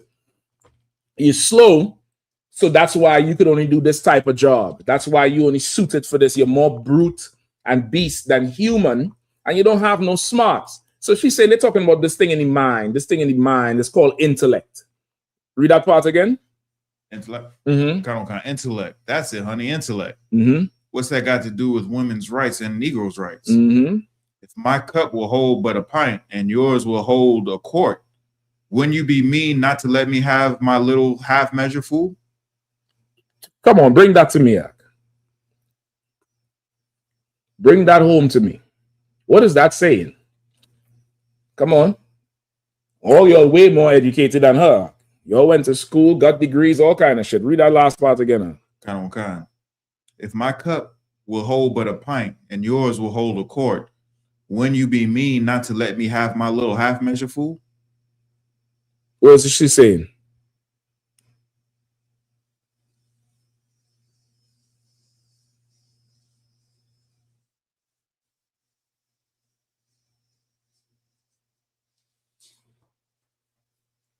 She's saying, if my cup is less than yours and you have more than me, wouldn't you be a mean person? Wouldn't you be an evil person to want to take the little cup I have? You have a whole quart.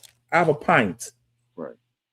How evil could you be to want to take this little thing I have? They're talking about intellect. They're talking about smarts. They're talking about all this type of thing.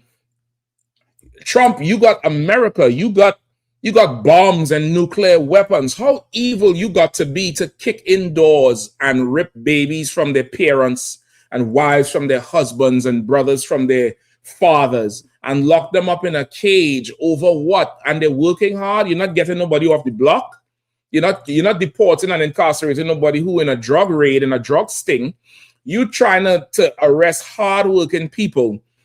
You in the White House and getting millions since you came in, and you want to take hard work. How evil can you be? You want to talk about intellect?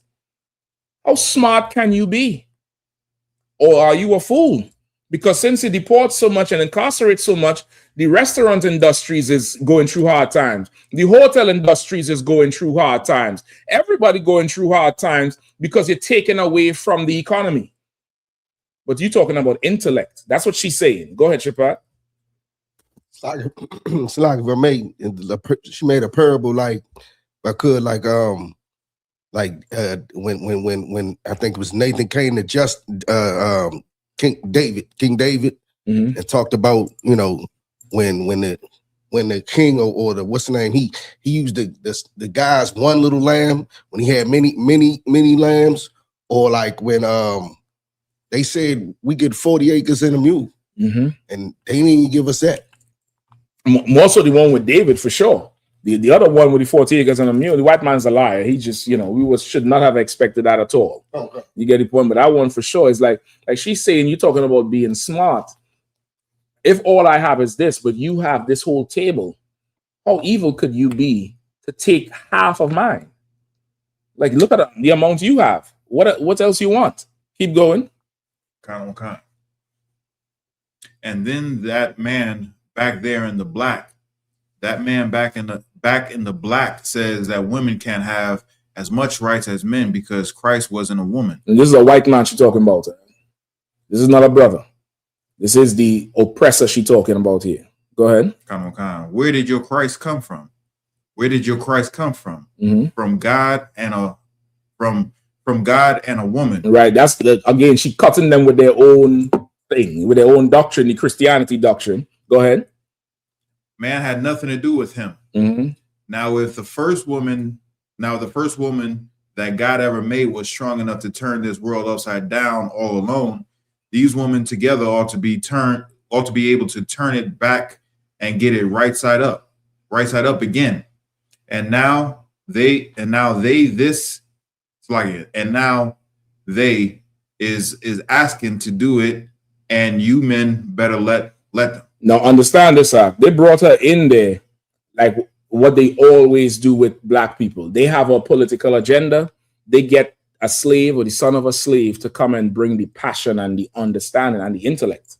You get the point? Now, after hearing this, brother, you'd be like, well, damn, surely women deserve rights and this and that. But she had to ask the question, ain't I a woman? Don't I do this, do that? This was whole parts of the whole woman being allowed to vote, women having rights. This was in the early days of it. And she had to come up with this speech for it. Why she had to lead with ain't I a woman? Because the trope of black women being told they're men or they're beast or anything has been old as hell. Let me get one more, all right? And then I'll get them last question. Barack, you could, not Barack, but Quash, you could check on that Facebook page I have, right? Scroll down. I found it recently and shared it. This is the sister. She was married to Lawrence Fishburne. Her name is Gina Torres, right? You could pull it up on the computer because you could just put the post from there. The picture is up there. On your page. Yeah, right. She was married to Lawrence Fishburne. I believe she's Manasseh. I believe she's a Manassite. I'm not 100% sure. Somebody could check it if they're able to find it. All right. Somebody could check it for sure. And she made a statement about scroll down. I'm gonna tell you when. Scroll down some more. Right there. Right. She made a statement. This was a while ago. All right. You're supposed to know that Huffington Post. You could just zoom in right there. All right. And she made this statement. You might have to zoom in a little bit more. Somebody could read that for me, please. Could you zoom in on it? Okay, sir. When I became an actress, I quickly realized that the world liked their Latinas to look Italian, not like me. No, she had a long career. She has a very long career. This is not, she's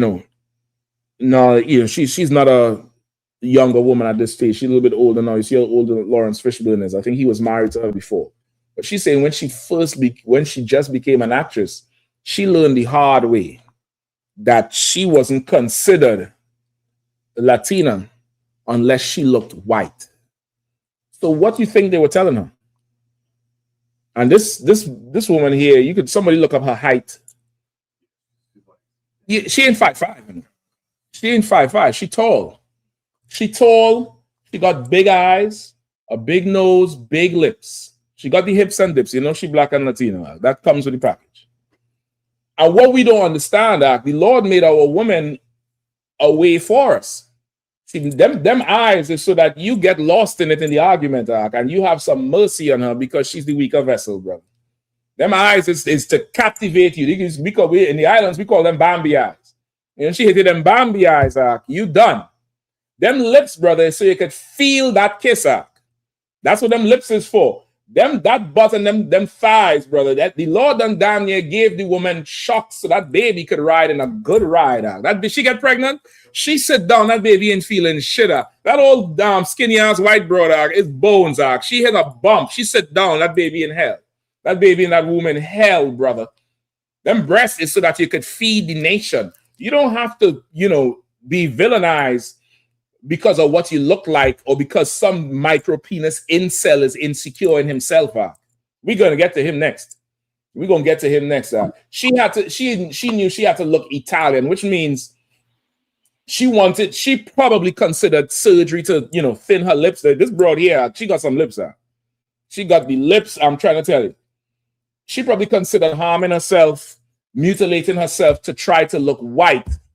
When, the white woman looks like a man. She looks like a man. And this is the funny thing about it. They try to kill themselves to try to look like our woman.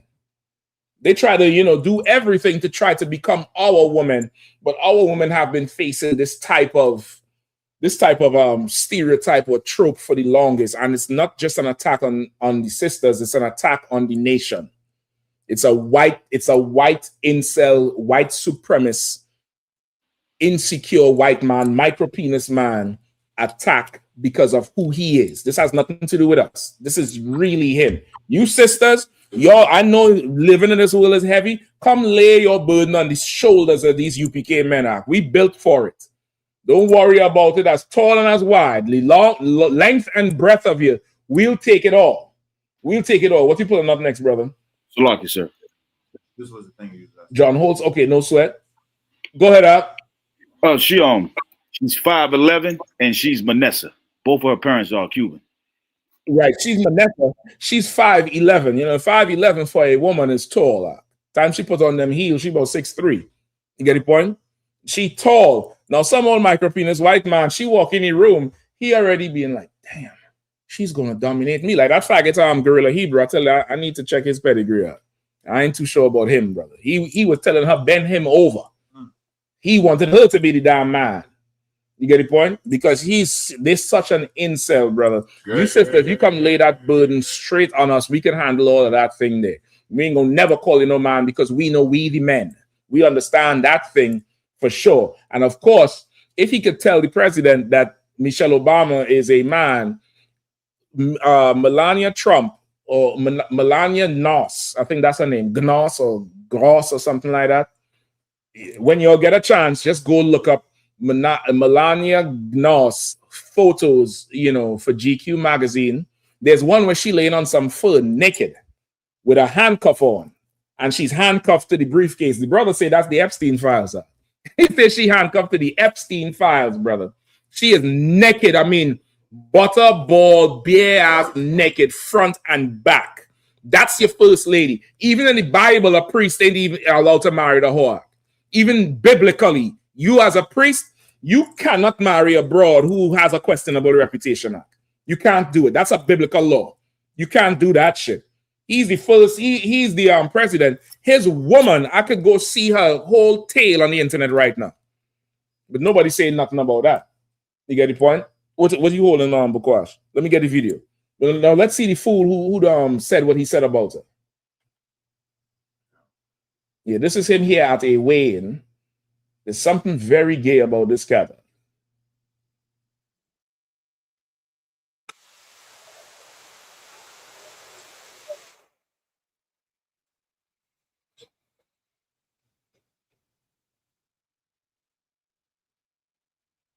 Look at him now. This is a Scythia.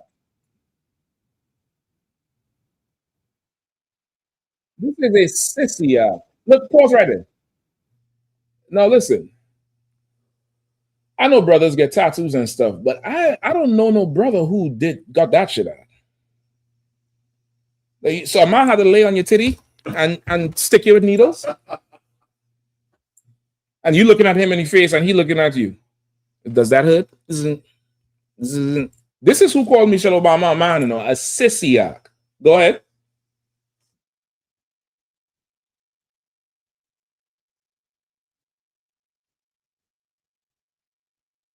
Look at him. Look at how he breathing and he looking around. This cat has a mental problem, And I'm telling you, brother, Paul, let me tell you him. You ever see not Pulp Fiction? Is it Pulp Fiction? With Ving Rhames in the basement. That was Pulp. Okay, he's not Ving Rhames in the basement. He's the one in the leather who put the ball in Ving Rhames' mouth. That's him, Mark. Pull it back a little bit. You see all that breathing and looking around? Even if he's acting it, Mark. To even get into that mode mentally, something's wrong with this cat. Go ahead. Look at him. This is a sissy who is caught right there. This is a sissy who, because of whatever abuse he went through when he was young, his kink now is what's called this thing? Like he's a performer. Like he likes to put things on display. Like he wants to do things out in the open for everybody, which is why he come out like this, like he's covering up. Because normally he doesn't cover up. You understand? Why does he come out like, oh, don't look at me, don't? Because this is a sissy. This is a sodomite, brother. This is his month. This is why he's in DC. Keep going.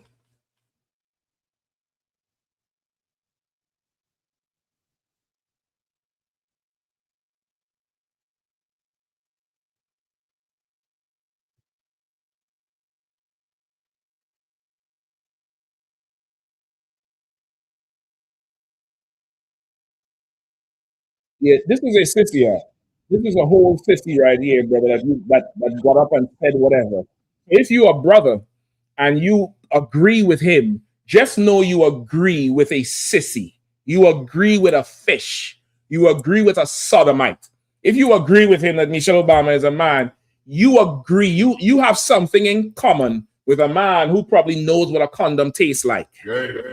So what? He probably knows what a Durex tastes. He could tell the difference by taste between Durex and Trojan, Zach. He could tell, okay, then that's a Trojan. That's a Durex. Durex for sure. He probably could tell you that thing. Just understand that part about it. That thing there should not be left unanswered, especially from those of our people who agree with it. It should not be left unanswered. I think that's about. I have a few more for you to read, but I think we right up on the time. Mukwash. So water too. Anything else that yeah, there was a question from Baltimore. Go ahead, I'm here. It says I'm interested in marriage soon, and I remember hearing I have to wait 6 months before I can even deal with a brother in the truth.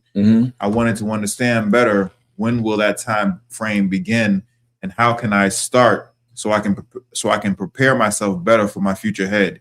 I was hoping there were sisters in the truth I could converse with this subject about, but I thought to ask you. No worries. If you a sister and you're trying to get a husband, no problem. You could get one, but that shouldn't be your sole mission to come into the truth. That shouldn't be your driving force, right? Sisters in here come in here, brothers and sisters come in here to change their lives primarily.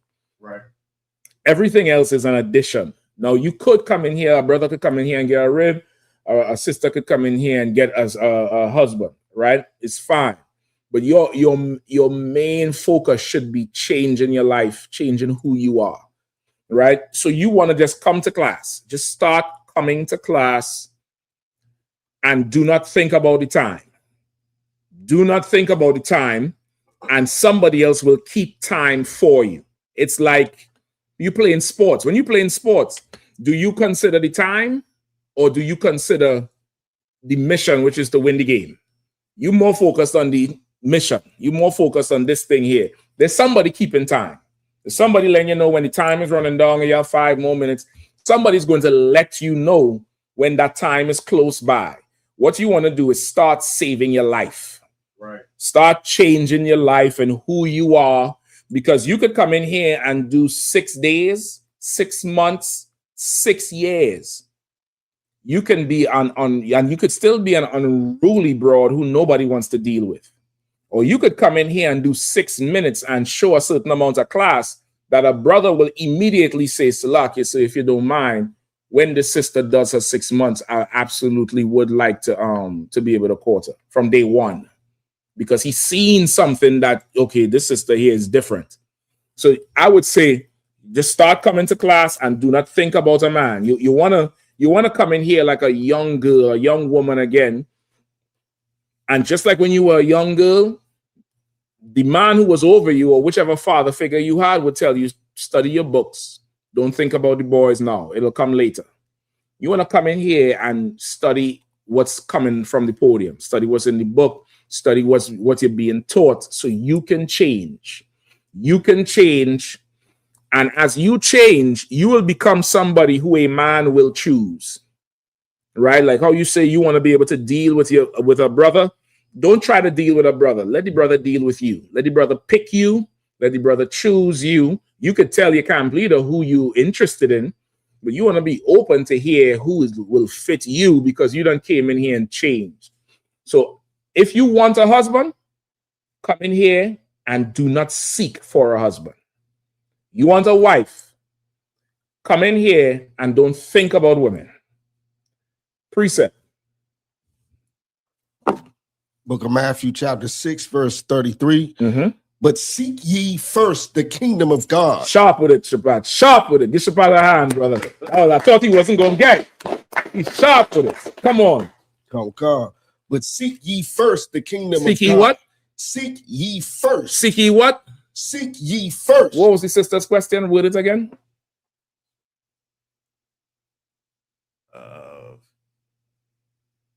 I wanted to understand better, when will that time begin? No, that's not how it started.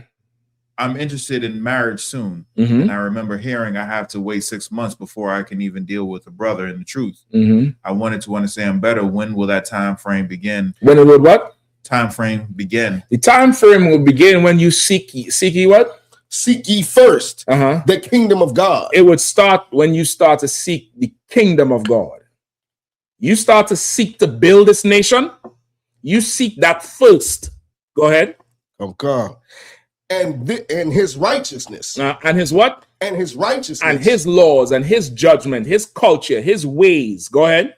And all these things shall be added unto you. And all these what? All these things. All these what? All these things. You want a husband? You want a wife? Go ahead. All these things. Shall be added unto you. Shall be added unto you. Whatever you want in life, I'll come in here and forget about it. Just focus on building this nation. And in the beginning, building this nation means destroying the old you. You got to get rid of the old you. Get rid of the things you want, you like, how you view things. You got to start all over again and be built. Start all over again and be built up. And the Bible said, seek ye the kingdom first. Seek that first. And the righteousness of the Lord. And all these things will be added unto you. Everything going to be added onto you. You ain't going to have to worry about nothing. You understand? But if you come in here looking for a man, I mean, you're not going to be in here too long, sis. You're not going to be in here too long. All right? But you could come in here and get a husband and have a family and all that, provided you seek in the nation. You got to be seeking the benefits of the nation and have these things added onto you, and they will be added onto you. All right, so that's my advice. Just start and forget there's a clock. Forget there's time. Forget how much classes you're coming to. Somebody gonna tell you before long. They're gonna be pouring oil on your head, and you're gonna get a name, and you're gonna be rocking and rolling, and before long, you know, a brother, your camp leader gonna come to you about, you know, a brother asking for you. You just wait until that time and prepare yourself. Work and try to build this nation. Be useful to building, doing the work of the Lord. All right. Good to go. Anything else? All right. Any other questions in the class? We good? With that, pass the class over to priest and officer Shapataya.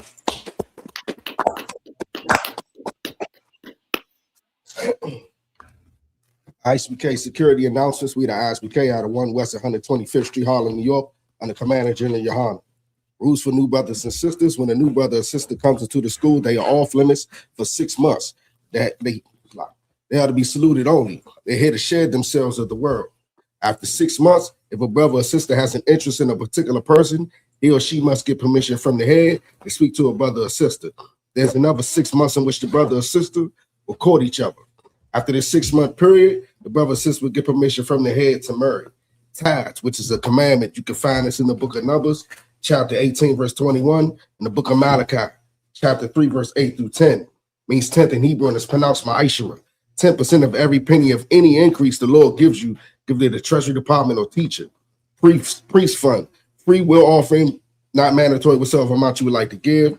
Upcoming holy convocation, blowing of memorial of blowing of trumpets, first day of the 7th month, Friday, September the 11th, 2026. You can find this in the book of Leviticus, chapter 23, verse 24 through 25. Also, we're in cookout season. The first cookout coming up is in Tennessee, Nashville, Tennessee, July the 4th.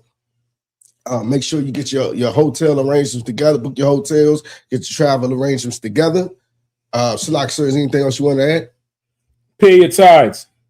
Gonna come. Go ahead. Remind Occupant Aquathon to check on social media such as ISUPK.com, Facebook, Twitter, YouTube, and so on for ISUPK events and materials. If a brother wants to be a troop in the school, you should start wearing all black, which includes black boots, black shirts, black pants, black headband or scarf. And with that, Salaki, hold on. Mataya, you wanted to ask a question. Salaki, brother, you came back in?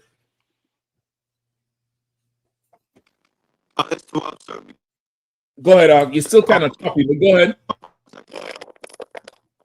God damn, it's worse now. I was asking, when our women was midwives, and they destroyed our industry. Was that part of the Margaret Sanger, part of the Margaret Sanger, part of Margaret Sanger's, I'm sorry, I can't, it slipped my mind a little bit. Say the first part again. Your mic went out a little bit. Say the first part again. So when our sisters was the midwives, and when they came to destroy our industry, was that part of Margaret Sanger's plan? Okay, I can't say for sure. I don't know if it was industry focused like that. I think Margaret Sanger's plan was just to get rid of us out of America. You get me? I can't say that part for sure, all right? This is something I might have to check it up and see. Just text me exactly what you're talking about so I could look it up. Or I could even ask the general and see what he's saying, all right? No sweat. With that, I say I might him, which means to stand. Mm-hmm. We'll give a courtesy salute to the teacher, men of Israel, Madam Shabbat. Yahanna, God give him a time. Class dismissed.